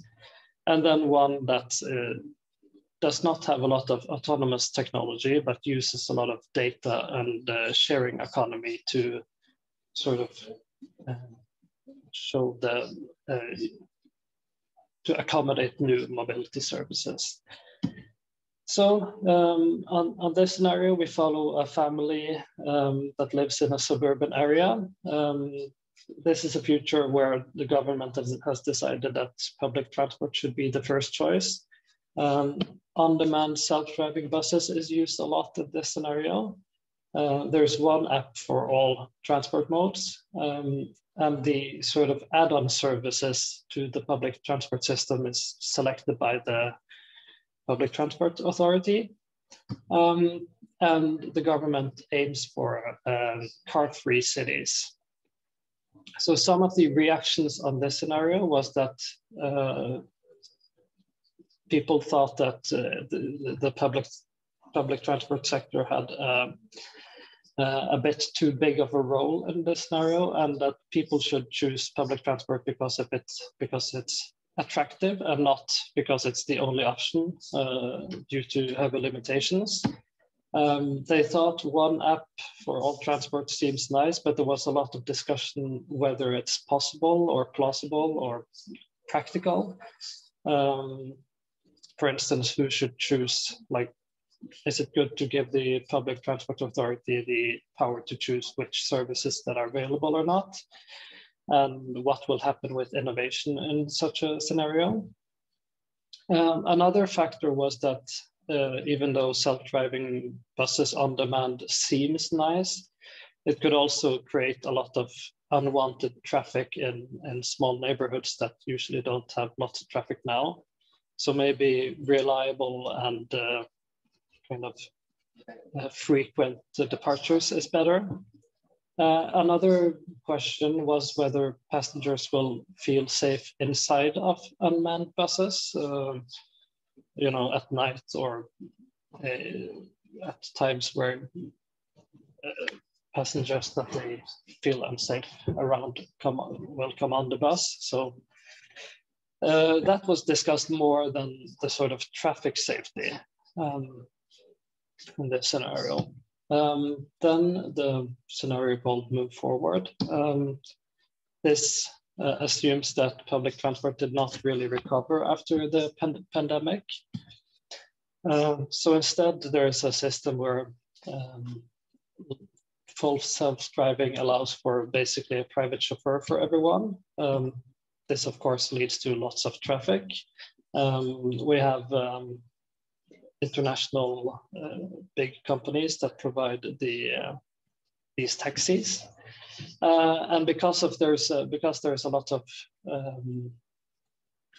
of traffic, the sort of public transport, what's it called, the lanes have been redefined as priority access lanes, which means that you can pay more to skip the queue. And use of data and ads also allow for sponsored trips. So one of the elements in this scenario where we follow this old woman is that she can get her trip sponsored by the cafe to go and take her grandchildren out to have lunch with her. So some of the reactions on this scenario is that allowing for social inequality in the mobility system is highly unwanted. So most of the respondents were very provoked by that. On the other side, they thought that personalized mobility offers and thinking about the sort of mobility providers as more than just transport providers could be interesting. And also one thing that we discussed a lot was that privacy and data collection is heavily underestimated when we look at transport today. And most of them were quite worried about the possible implications for privacy in the future mobility system. And then there is the scenario called Shared City, which focuses on a data-driven sharing economy, where we try to see the whole city together as a mobility provider. Sharing, for instance, shared cars, shared vehicles is incentivized. The city has a so-called digital twin, which is a system that it can use to simulate and plan the transport. And there's also lots of use of nudging and road pricing to kind of steer the traffic in the wanted direction. I see that I'm running out of time quickly. So I'll just run over first the reactions. This was by far the most preferred scenario in our sort of informal voting of the scenarios. They looked at digital twins and nudging as helpful for future mobility. But they were critical to however sharing economy can actually solve mobility challenges. Are people willing to share, and how should we define what is shared and what's just the formal economy? Also, this scenario brought up the definition of public transport, and there was quite a bit of disagreement whether, for instance, e-scooters can be defined as a part of the public transport, as it cannot be used by everyone. So that's one issue here. I'll run quickly over the recommendations. One recommendation was that all mobility providers should share relevant data to a central data hub to help public planning and also allow for integration on mobility platforms. That cities need better digital infrastructures, such as the digital twin we talked about, in order to allow for simulations and planning. Privacy must be safeguarded. this includes a right to travel anonymously, and that data should be owned by the users and preferably stored on their own units. Another thing is that we can flatten the traffic curve by using road pricing, nudging, and remote work, and that we should, to a larger extent, tax and regulate access and use of public areas and infrastructure to promote sustainable and efficient mobility. So yeah, that's the end of my presentation. So the scenario report is available on our website, teknologirådet.no, and I suppose it will be shared with you later as well. Thank you.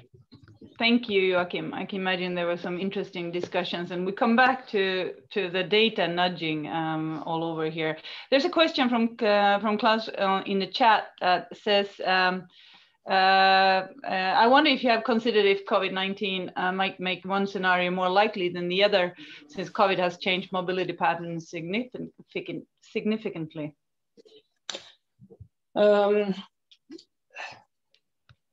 That has to be based on, like, we didn't make any assumptions on that, but I think, you know, for instance, the use of home office is of course something that will be a lot more relevant in future due to COVID-19, and sort of, yeah, but I don't have any other assumptions than that.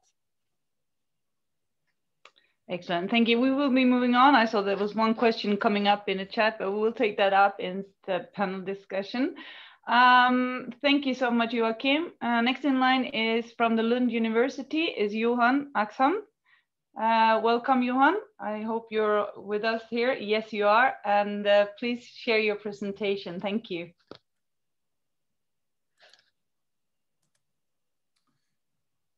Thank you very much. I hope you all can see me. I would just to indicate to the organizers that I have provided you with a PDF version of this presentation.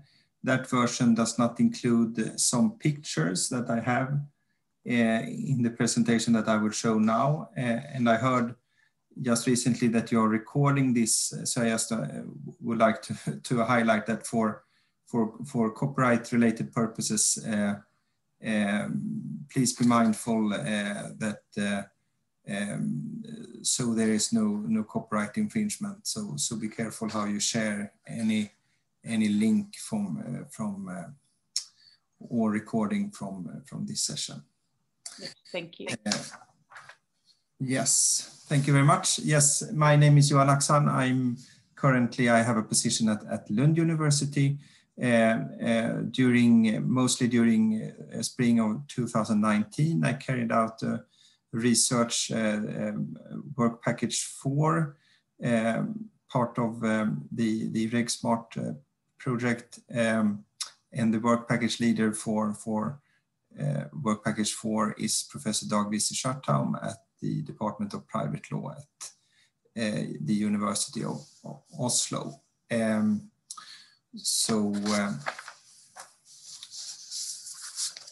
And the research was carried out. I had a visiting position at the University of Oslo during this time.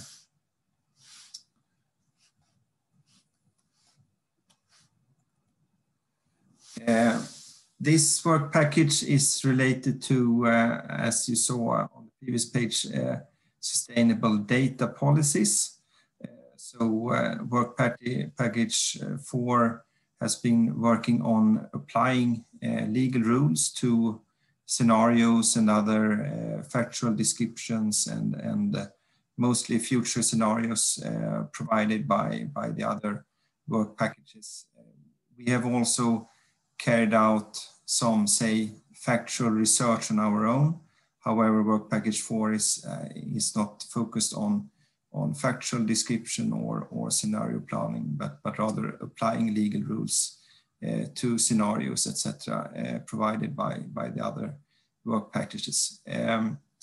This is a quotation from an official government report from the Swedish government, indicating the increased connectedness and the importance of data on the transportation sector, and that this has an impact both on say an organizational level, on a policy level, but also then of course on an individual level, and the development of new business models. So not only those business models that we see today, but also the business models that we can foresee for the future. So in work package 4, we have focused on, say, 2 scenarios or two major trends. This is mostly based on a literature study that we carried out on our own. However, we will include the input that we just received a few weeks ago from work package 3 into work package 4 to make work package 4 also coherent with the output from work package 3. But we have focused on self-driving vehicles and the development of so-called intelligent transportation systems.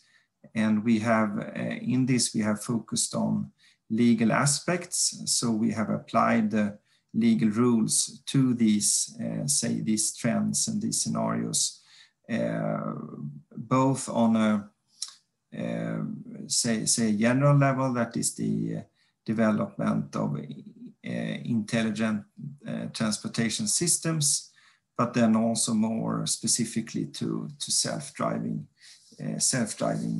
vehicles.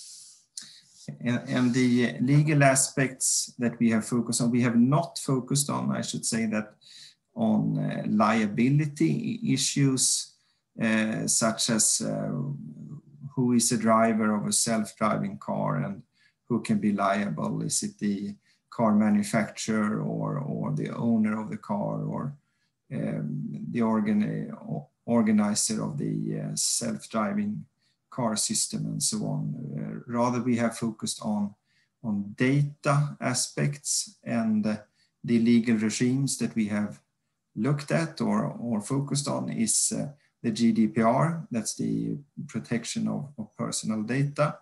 And we have also focused on intellectual property law aspects. Is it possible for someone to obtain intellectual property rights to data that is collected in intelligent transportation systems and self-driving cars? And also, of course, aspects of competition law. Might the collection of data lead to say a dominant position in a specific market, and are there then obligations on that actor to share data with other participants in the market? We have also, based on a literature, mainly on a literature review that we carried out on our own, have a discussion in our report related to smart mobility. What is smart mobility? What are the current trends in transportation, and how can some of the current challenges, for example, related to increased congestion, environmental impacts due to increased use of cars, and of course then safety aspects. How can these be met by, say, more smart transportation? So combined effect of digitalization, so-called servitization, a trend moving from ownership of cars to sharing, more collective transport, maybe not only via traditional collective transport, but also new forms of collective transport, such as sharing, pool sharing, and so on, car sharing pools. And an increased individualization of transport. Individuals use more transportation modes on an individual basis. And of course, as I said, shared economy, sharing cars and sharing modes of transportation. This trend, this move from ownership to servitization. And that the sharing of data between participants that could be organizers of transportation system at different levels can lead to more effective and efficient use of the transportation system. And the notion that is often referred to here is the the development of intelligent transportation systems, both on an individual level and more on a general societal level. So this is one of the pictures where I would like to indicate to the organizers that be mindful if you how you share the recording. Intelligent transportation systems, sharing of data on an infrastructure level. It could be between vehicles and users. This information could be used for different purposes, such as traffic and mobility management, and then of course interfaces between different modes of transportation. This analysis of the use of data could be, of course, both on an aggregate level, say big data analysis, what are the trends, what are the needs, what are the demands in the transportation systems. But this data can also then be used to development new forms of new modes of transportation, such as the development of personalized transportation services. And this has also been referred to by previous speakers, the MaaS, mobility as a service. New actors and business models. We can see, of course, business models related to wayfinding, ride-hailing, micromobility, and then, of course, maybe the most, say, futuristic scenario or trend is the development of autonomous vehicles and as also indicated by some of the previous speakers, the development of mobility as a service, the connectedness between existing but also new forms of transportation. Scenarios for the future, as I said, we will also include the input that we just received a few weeks ago from Work Package 3. But so far we have looked at scenarios indicated by other researchers.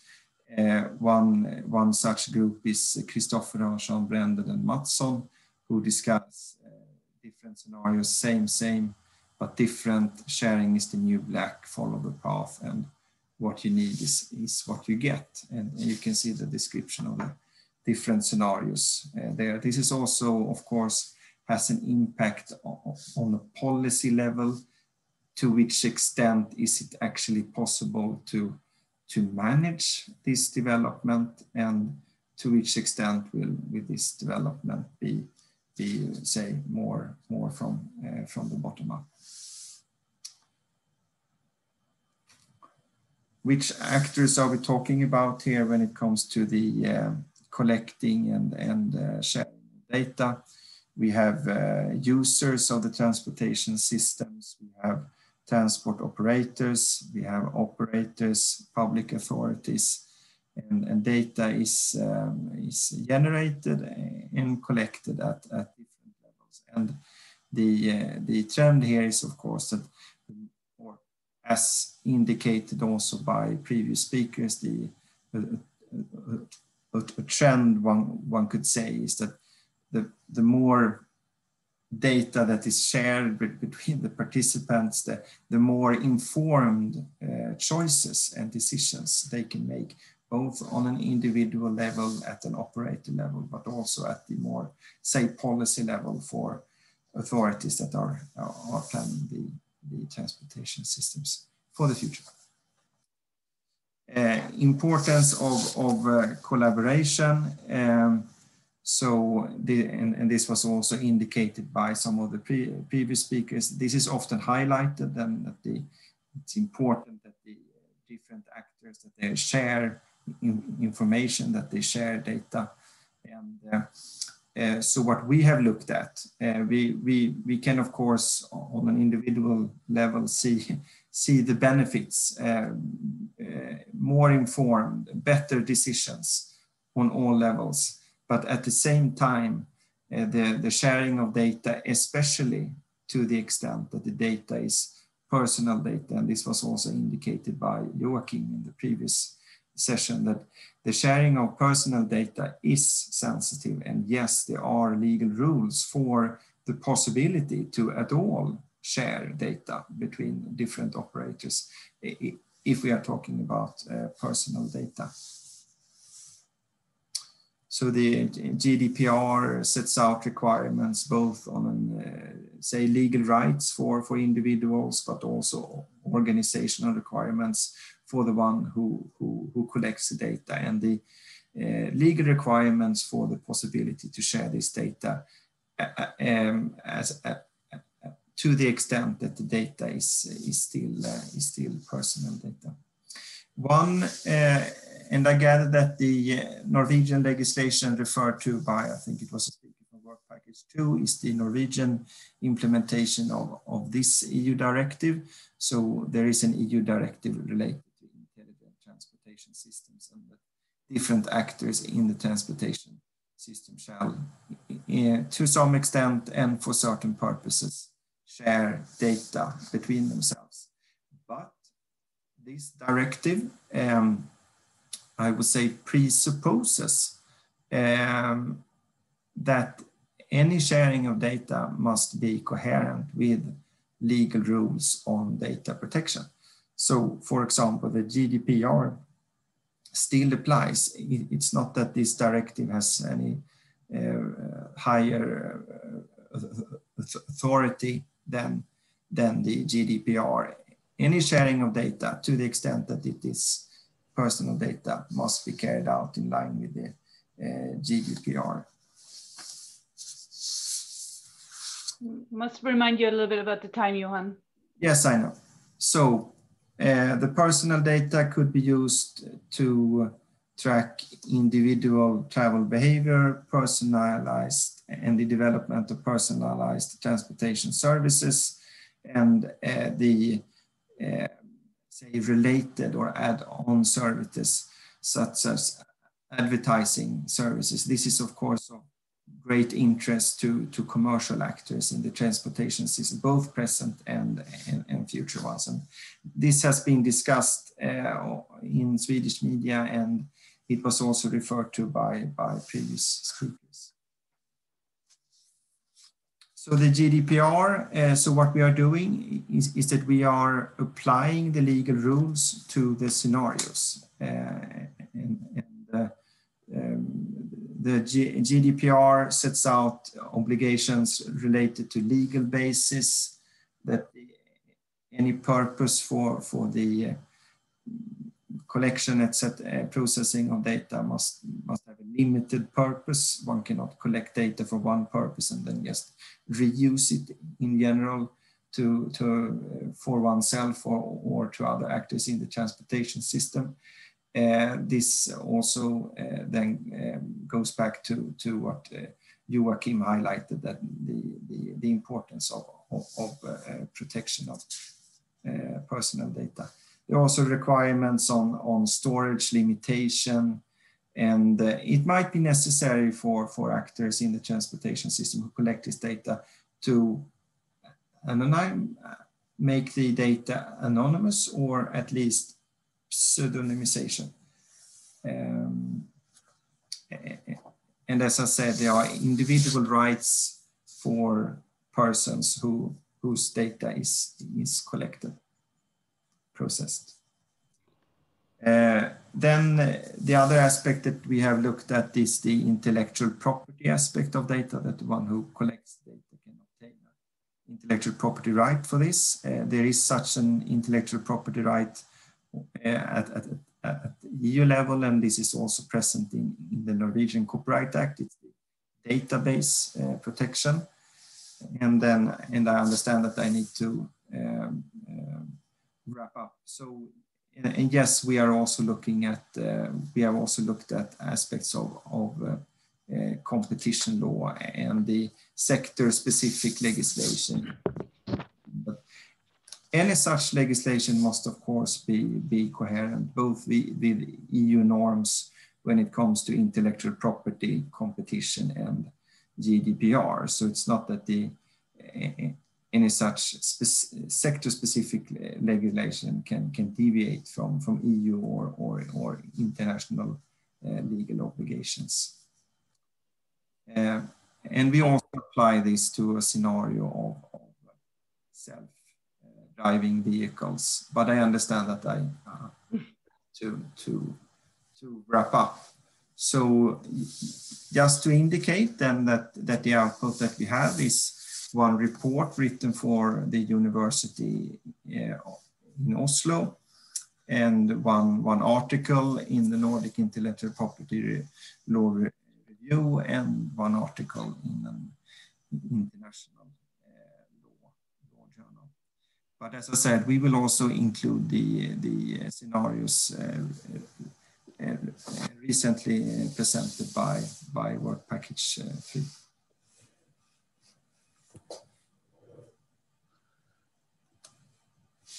Excellent, Johan. Thank you so much. There's a question in the chat, so if you would like to answer that in written, that would be great. We didn't have time to raise that here.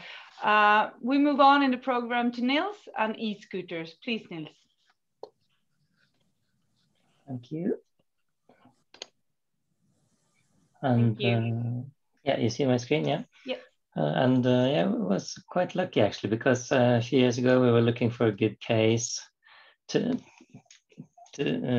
analyze the tension between innovation on the one side and the keeping of the wider societal goals on the other. And then suddenly all the e-scooters dumped into our dinner table a couple of years ago, and I believe they are an excellent case to study these trade-offs in regulation.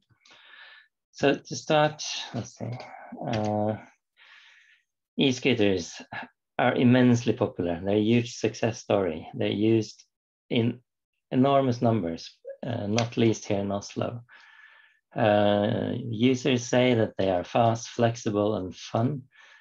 And the picture here shows an area in Oslo which is not very easily accessible by public transport or walk. And we traced e-scooter trips to this area, and we see that they neatly start at the exits of public transport services. So they're also a good first and last mile mode. But as we all know, there are major problems with e-scooters, particularly the shared e-scooters. Littering, accidents, and dangerous driving, bad parking are the most important ones. And particularly for people with sight impairments and elderly and so on, it is a big risk. So there is a need to regulate. And I tried to structure the thinking of why should we regulate e-scooters? And I found like three main topics to sort the rationales under. The first is the traditional economist approach with market failure, which is like the competition authorities' way of approaching the question.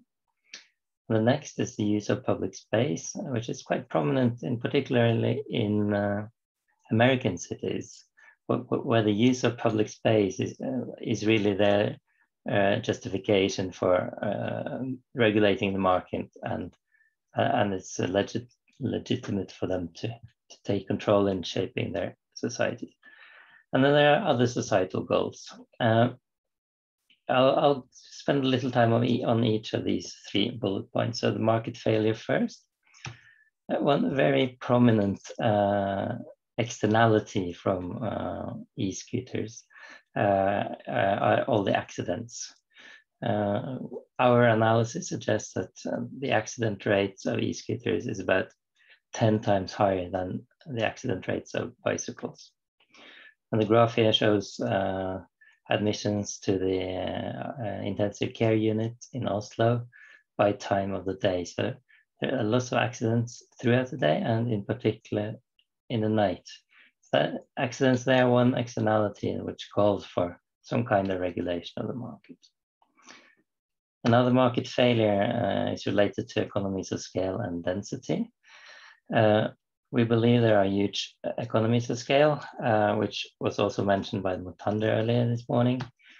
In this chart, I plotted the number of e-scooters in a city on the x-axis, and the number of trips per scooter per day on the y-axis. And up to a few thousand e-scooters in the city, it's a very clear trend that more scooters in a city means that they're more heavily used, suggesting that they are a better service to the population and that they are more profitable.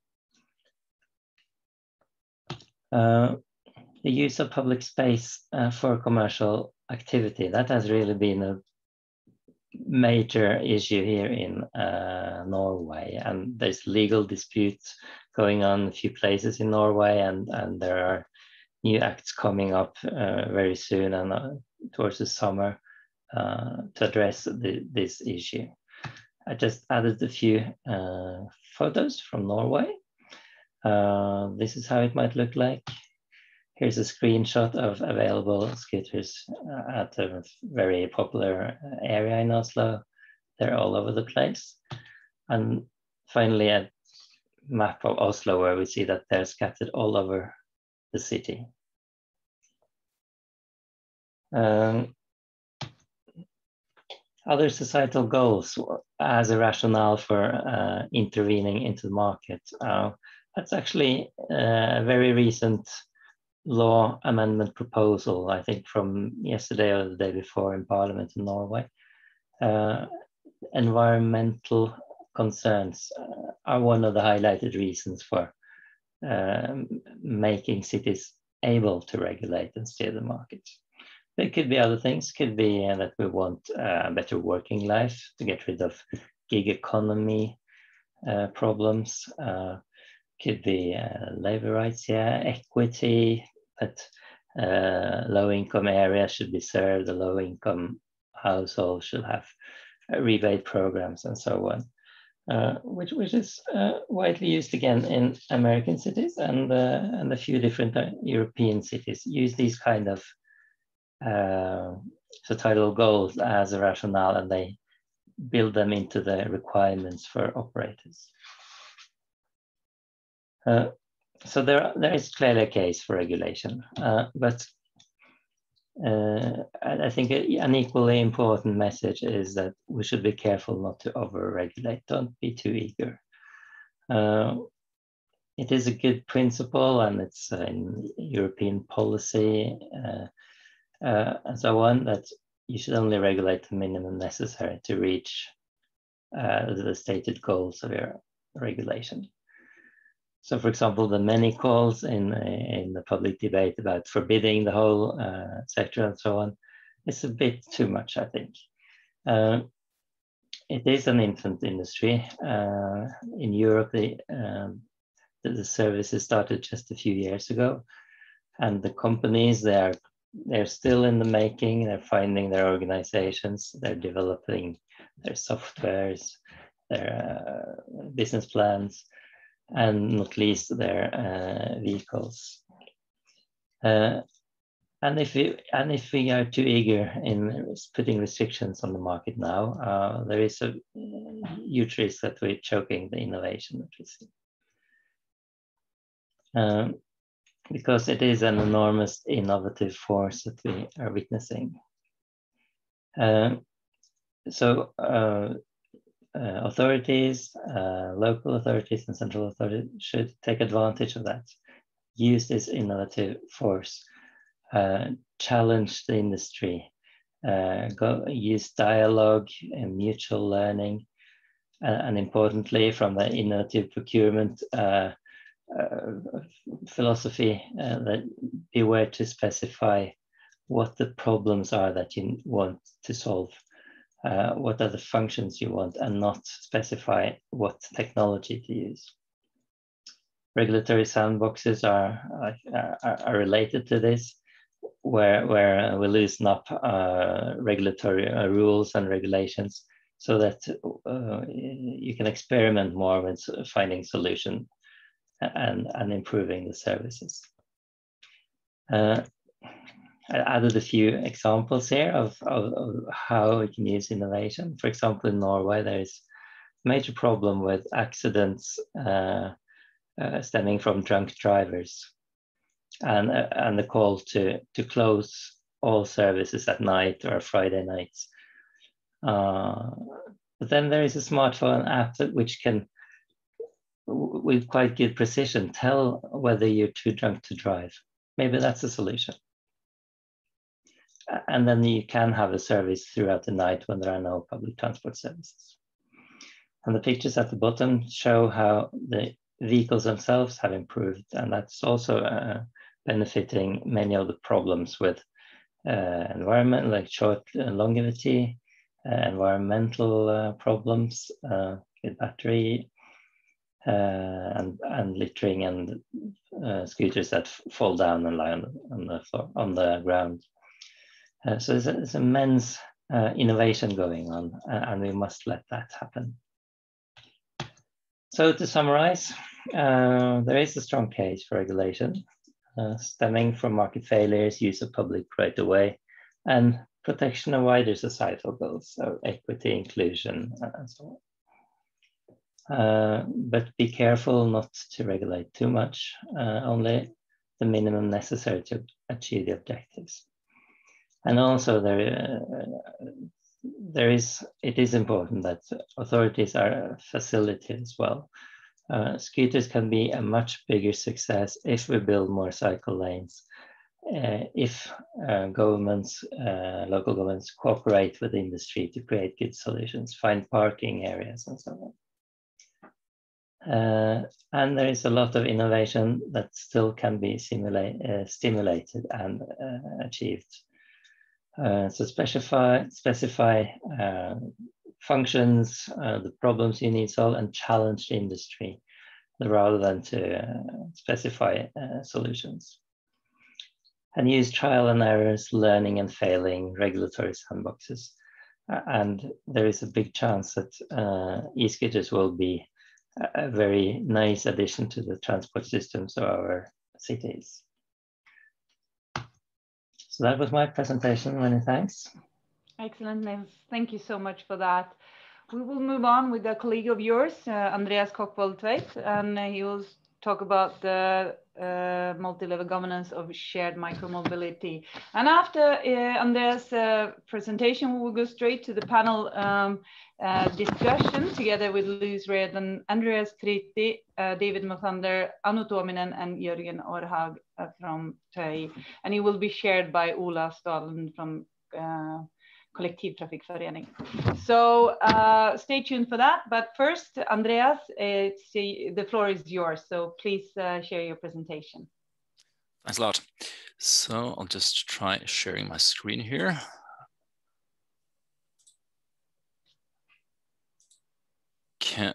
Is it possible to see it well? Yes, thank you. Lovely, thank you. Thank you.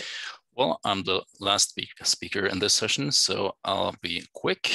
Just a very short disclaimer. We have this COVID-19 quarantine situation at home, so we might be joined by my 4- and 2-year-old sons, but hopefully it will only improve the presentation. So, does smart mobility change who the regulator should be? Multi-level governance of shared micromobility.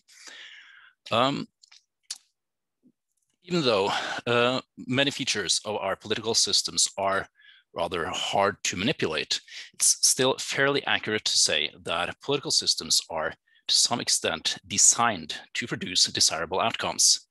So we distribute tasks and authority among levels and bodies of government to ensure effective problem solving, to ensure good outcomes. And when the world changes, we change, or we try to change, the political system in accordance with the new challenges. So what challenges entails the smart mobility transition for our political system? My focus here today is to help answering what is the optimal level of decentralization of authority over shared micromobility. So you can note that I'm narrowing down a little bit. First, I'm focusing on shared micromobility. Obvious example is e-scooters. And also, I'm focusing only on decentralization, which is arguably only one out of several issues related to institutional design. So why would we want to centralize or decentralize power between for example, the national or the local level? What we call the Decentralization Theorem argues that decentralization is appropriate if needs or preferences vary across locations, which means that if the needs of one town or one city are different from the needs of other locations, that town should be free to set its own rules, or at least be given considerable freedom to decide for itself. Secondly, decentralization is appropriate if spillover effects are absent. I could also have used the term externalities between localities. This means that if the rules of one town do not bother people in other locations, that town should be allowed to set its own rules.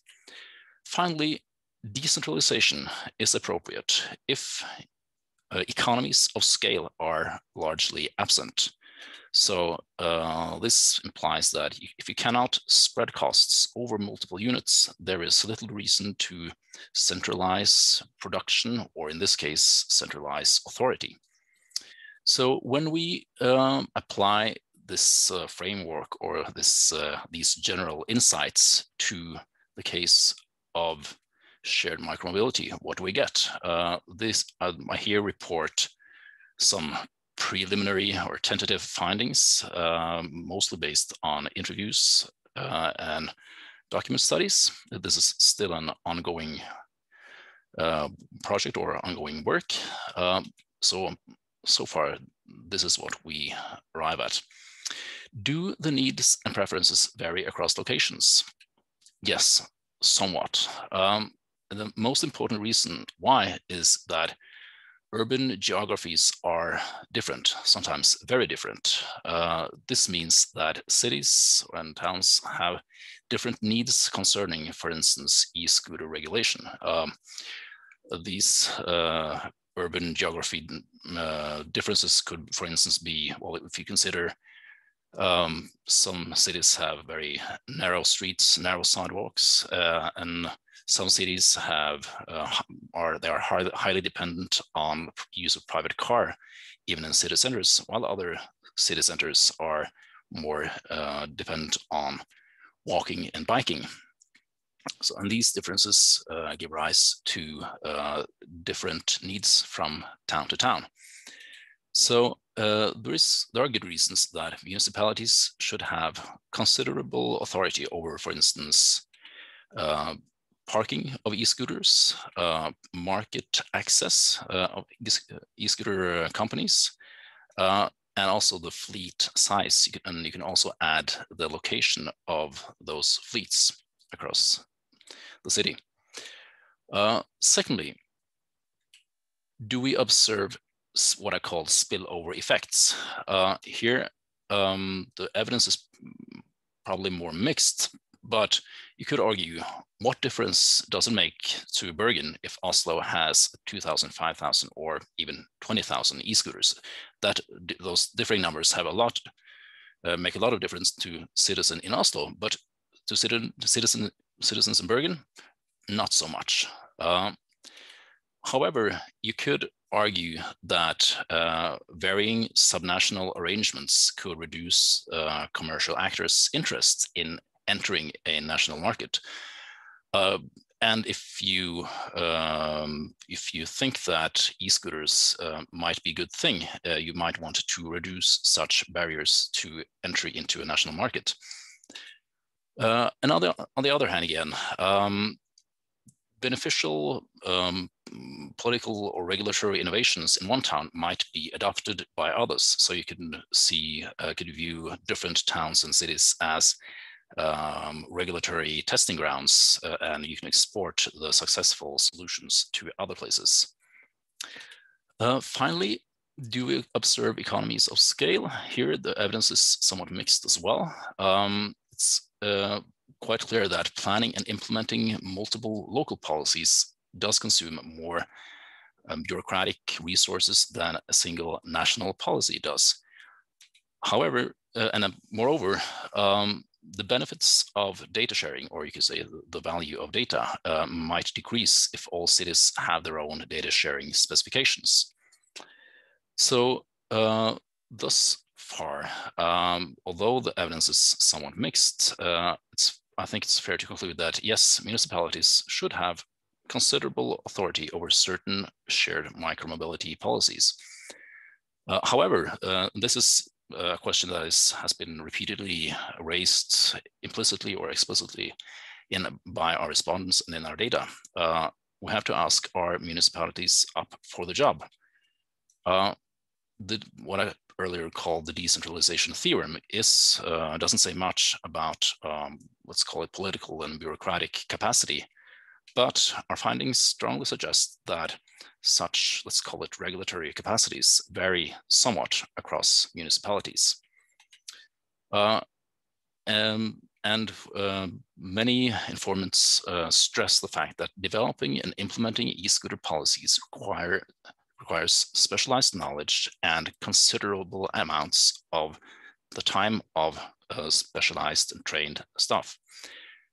And this is a very important point. On the other hand, we could also note that many previous speakers have stressed the fact that this is still an industry in its infancy. So we should expect learning effects to reduce, let's call it, the costs to effective regulation and governance. Additionally, technological innovations reduce barriers to regulation and governance. Just consider the attempt in Bergen to combine software with real-time data to, so to speak, steer the e-scooters in accordance with societal needs. And finally, we could also note that many municipalities have a lot of experience with tenders as a political measure. So to the extent that such tenders are a viable political instrument, there is much experience that might be important in Norwegian municipalities. So my conclusion is that yes, there are good reasons to leave several decisions to local authorities, but the benefits of such decentralization hinges on local regulatory capacity. That's everything I had to say. Thank you. You were so quick on your thank you. There's got to press on the button. Thank you so much, Andreas. If you have some questions to Andreas, please write them in the chat. They are eager to answer there. Ola, I will give the floor to you because you will handle the next session. Please, Ola. Thank you very much, Jenny. Let's get into the panel discussion. I'll introduce myself first. My name is Ola, as Jenny said. I work for Public Transport Norway, one of the network partners in the REGSMART project. Our members are the Norwegian PTAs, and we provide them with an arena for cooperation, development, and innovation, as well as advancing public transport and sustainable mobility in society. I'm very happy to be chairing this panel discussion, and we have very competent participants. I will be asking the panel individual questions, and then I'll open up for comments by the rest of the panel after that. So we have 20 minutes, and after that, I hope we all will be agreed upon that public transport is the answer to everything. Okay, let's get to it. I'll start with you, Louise, and I wanted to ask you if you can talk about in what ways smart mobility can help transport authorities achieve societal goals, and how the regulators can strike a good balance between the potential conflicts of market-driven innovation and social welfare. What's at stake if we miss that window of opportunity you mentioned? Thank you. Oh, lots of big questions for a Wednesday morning. What's at stake? I mean, I think what's at stake if we kind of miss this window is that we kind of, as I said in my presentation, reinforce some of the existing difficulties that we face within our mobility systems, rather than being able to create new, more sustainable pathways. So I think that's key. I think no matter what the mobility context, our overriding challenge is one of decarbonisation and sustainability. And so I think all of our overriding goals need to be towards that end. And I think in working, it's not about pitching different stakeholders against each other, which is maybe how I kind of pitched it, in a sense of, you know, this company over here has the profit motive, over here we have the public sector, and we only care about, you know, social outcomes. We all have a middle ground of which we all want to be successful. And so I think it comes back to Klaus's point about collaboration, understanding the resources different stakeholders have and how they are willing to use it. So in thinking about the data question, for example, it doesn't have to be binary. It can be, you know, well, if X mobility provider wants to work in, you know, this local authority area, is there some data they can share with us that will help us answer a question about a problem we have in a different area, that can help us work towards our overarching goals.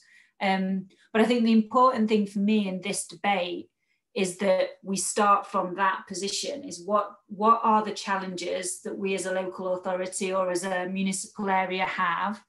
How do we have do we know what steps we need to take to achieve those end goals? And how can smart mobility providers and smart mobility technologies help us get there and start that conversation, rather than being in a kind of reactionary mode, which I think in a lot of places we have been. That was a very rambly answer to your question. I'd be interested in what the other panelists think on that. Thank you. Do the rest of you have any comments on the question and what Louis said?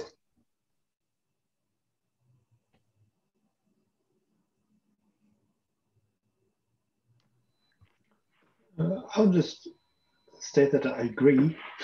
I think they are valid points, and that as a number of the presenters here have pointed out, that collaboration and the middle ground is quite important, but it is not the starting point of the starting position of the different actors.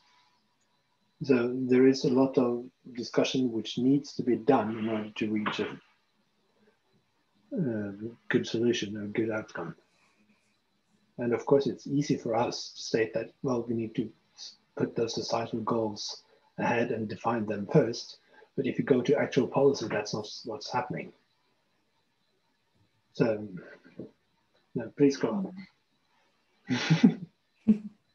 Thank you. Any other comments on that? David? Can I add something? And I think this follows as a thread.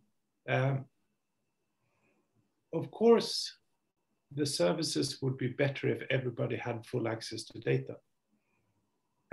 But access to data from everyone would mean that the commercial incentives for innovation and everything would grow lesser. So there's a problem there. Of course, it would be better if we talked through and identified all of the problems. But when we do that, we will identify different kind of aspects which will slow down the pace of development, needed pace of development. So this is a tricky one. How do we move forward with, do we promote societal good, or do we rely on innovation and commercial driving forces? I mean, maybe that's more of a philosophical and political discussion, but it's a difficult one, that's for sure. I mean, I think, I don't want to preempt the fact that you have asked us questions in advance and I prepared my response, but I'll give you bits and parcels of it. We see some cities moving forward with tender-like procedures, be that auction-like or beauty contest or whatever. Other cities are moving forward with the regulations. In one way, the tender is a fairer one, where you would be judged by the merits of your proposal.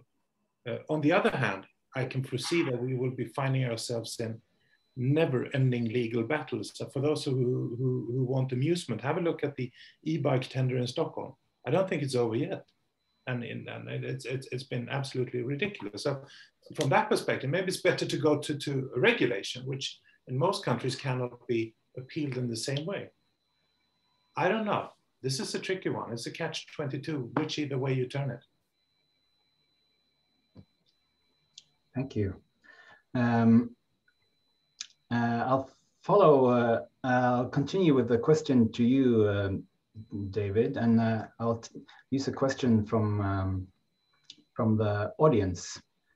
We have Harald asking you, or to the panel in general. I'll start with you, David.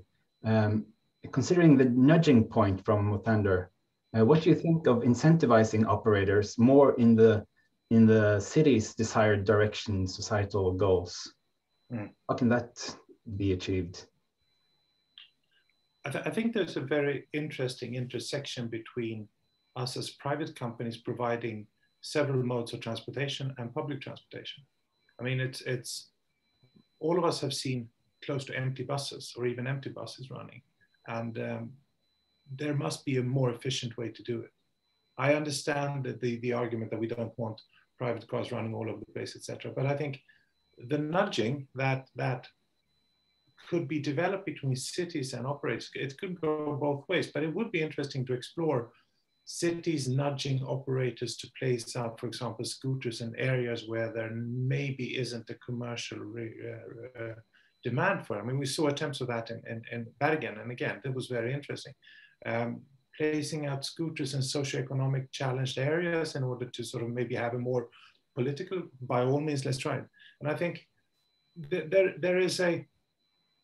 there's actually nothing stopping us from doing this other than a curiosity and a little bit of courage. I can say that for both sake, definitely, we would be happy to jump on board and see how this can be achieved and what could be delivered. So, I mean, a little bit more courage, a little bit more creativity, and a little bit less of administration, and let's go.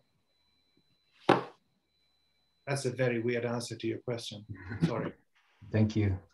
Do the rest of you have any comments on that question from Harold? Just mention from what we see working a lot with the public transport sector is that we're very often talking about very densely populated cities, but there are also things going on in more smaller towns, and they should not be kind of like ignored here. And the commercial playground might be smaller, but we still want to create systems that also cater for places where the commercial foundation isn't at the same scale as a big city as Oslo. And that's at least something we have been looking into, is that that kind of also gives some kind of reasoning why we should have levels of agreement with terms of regulation and requirements for whoever operates such a service. Thank you. Louise?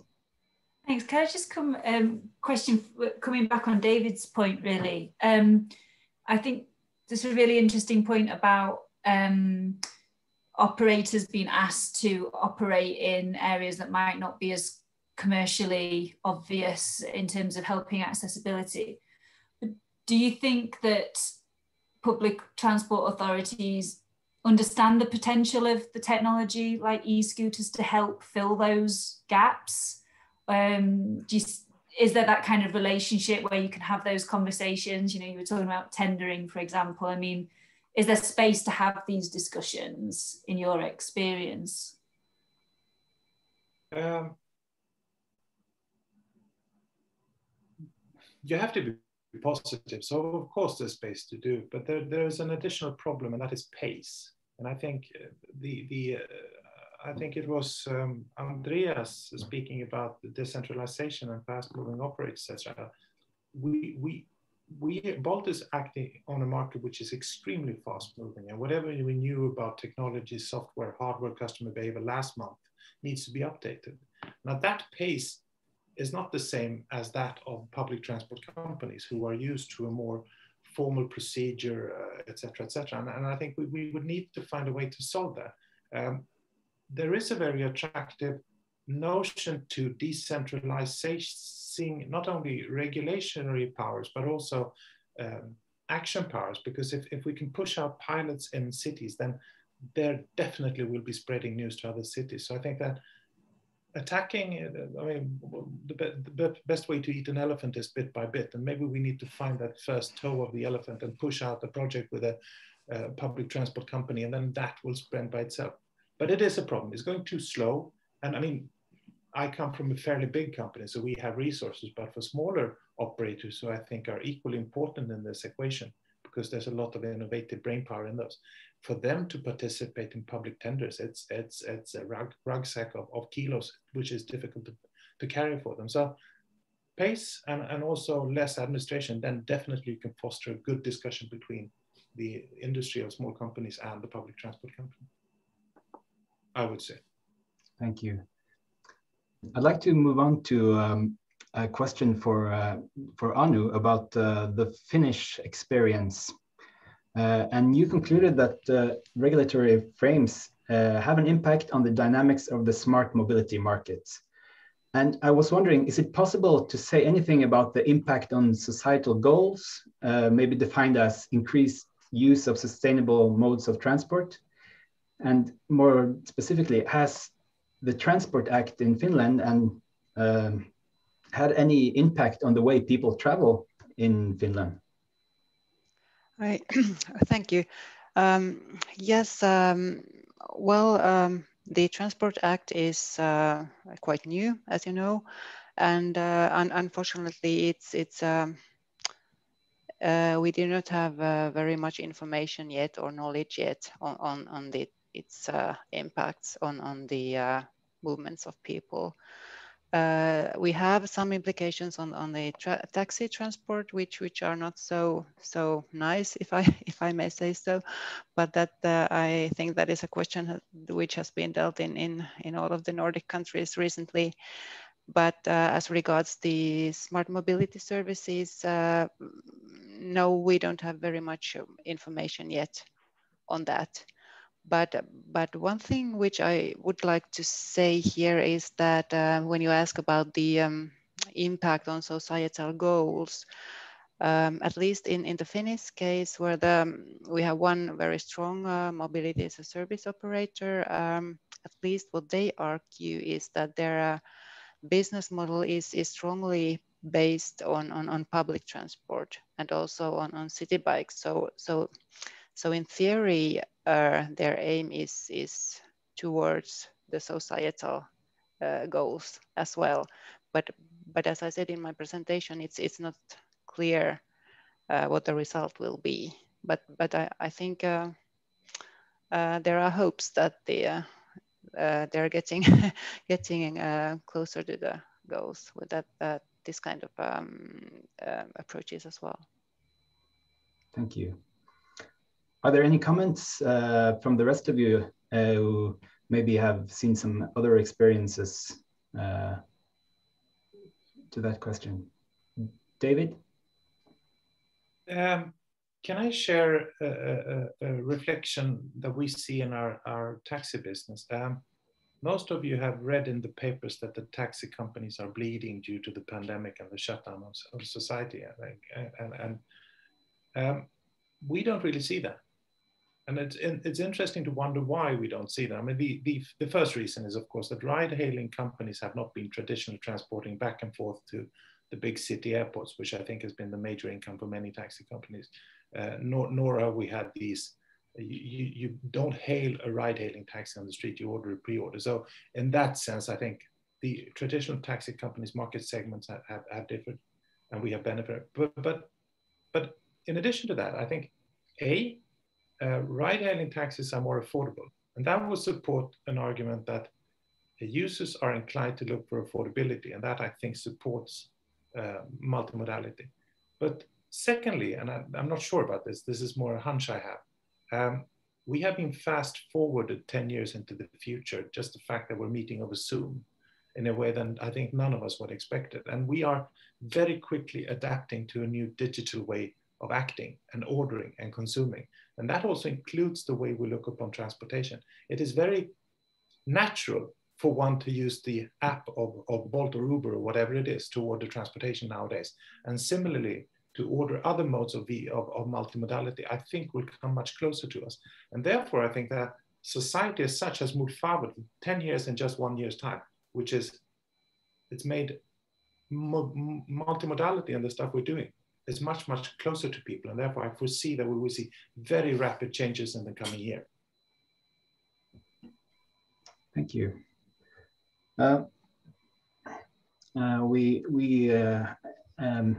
We also need to pick up upon the debate about data and data ownership and control of data.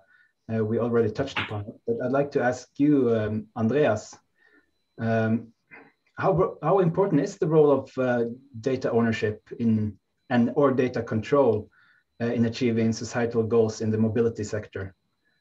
Is public ownership of public transport data necessary, or can it be a brake on market-driven innovations? Well, first of all, I think it's important to kind of clear out a common misunderstanding, and that's typically the role that we have in Norway, that we collect data and now we own the data, and our strategic approach has all the way been that no, it's not our data. We just control and aggregate the data, but it's still the operator's data. And at least our feedback is that this is a very important point to be able to give good understanding to the different operators that we are kind of working together with them. We are not trying to do anything with their data. So in that sense, I think the public sector should more be having the role of controlling and aggregating and making sure we have a reasonable quality level of the data, because that's an absolutely necessity to give good solutions out to the end user. So at least on that part, I believe we should not have a public ownership of the data. That should still belong to the operator. But if you look more towards the regulatory side, I believe we should have more data control on the public sector. For one example is that we are trying to do journey planning using e-scooters in Oslo, and we need geofencing zones for where you can park, where you can drive, where you can drive at the low speed, and everybody has their own definitions. So it's basically impossible to do this correctly the way we are organized today. And that's why we need at least some of the regulatory parts needs to be controlled and maintained, maybe at more a centralized point to be able for the different partners to comply to those common regulatory rules. And from our point of view, that will create a more efficient way of introducing new operators, and it will also be easier for maybe small operators to quickly integrate to a city or a system because they don't have to do all this stuff themselves, and they can rely on some parts. And that's taking that role, I believe that the public sector can kind of give some common ground and cater for innovative development within the sector. Thank you. I think we need to conclude this discussion now. Thank you very much. There are some questions from the audience in the chat. If the panelists are able to answer directly in the chat, they can do that. And I'll give the word back to Jenny to conclude our seminar today. Thank you very much. Thank you so much, and thank you for interesting discussions in this final session. And I would also like to thank David and Louis for joining us today. We're very enlightened to hear your thoughts. I would also like to thank, obviously, all the other participants and also the workshop owners for their insights today in the presentations. As said, we will share all information shared today as PDFs and also the recording. And if you have any questions or anything, just don't hesitate to contact us, either myself at ITS Norway or Tøy, who's the arranger of this final seminar of the REGSMART program. I wish you all a lovely day, and thank you for joining us today. Bye-bye. Thank you. Thank you.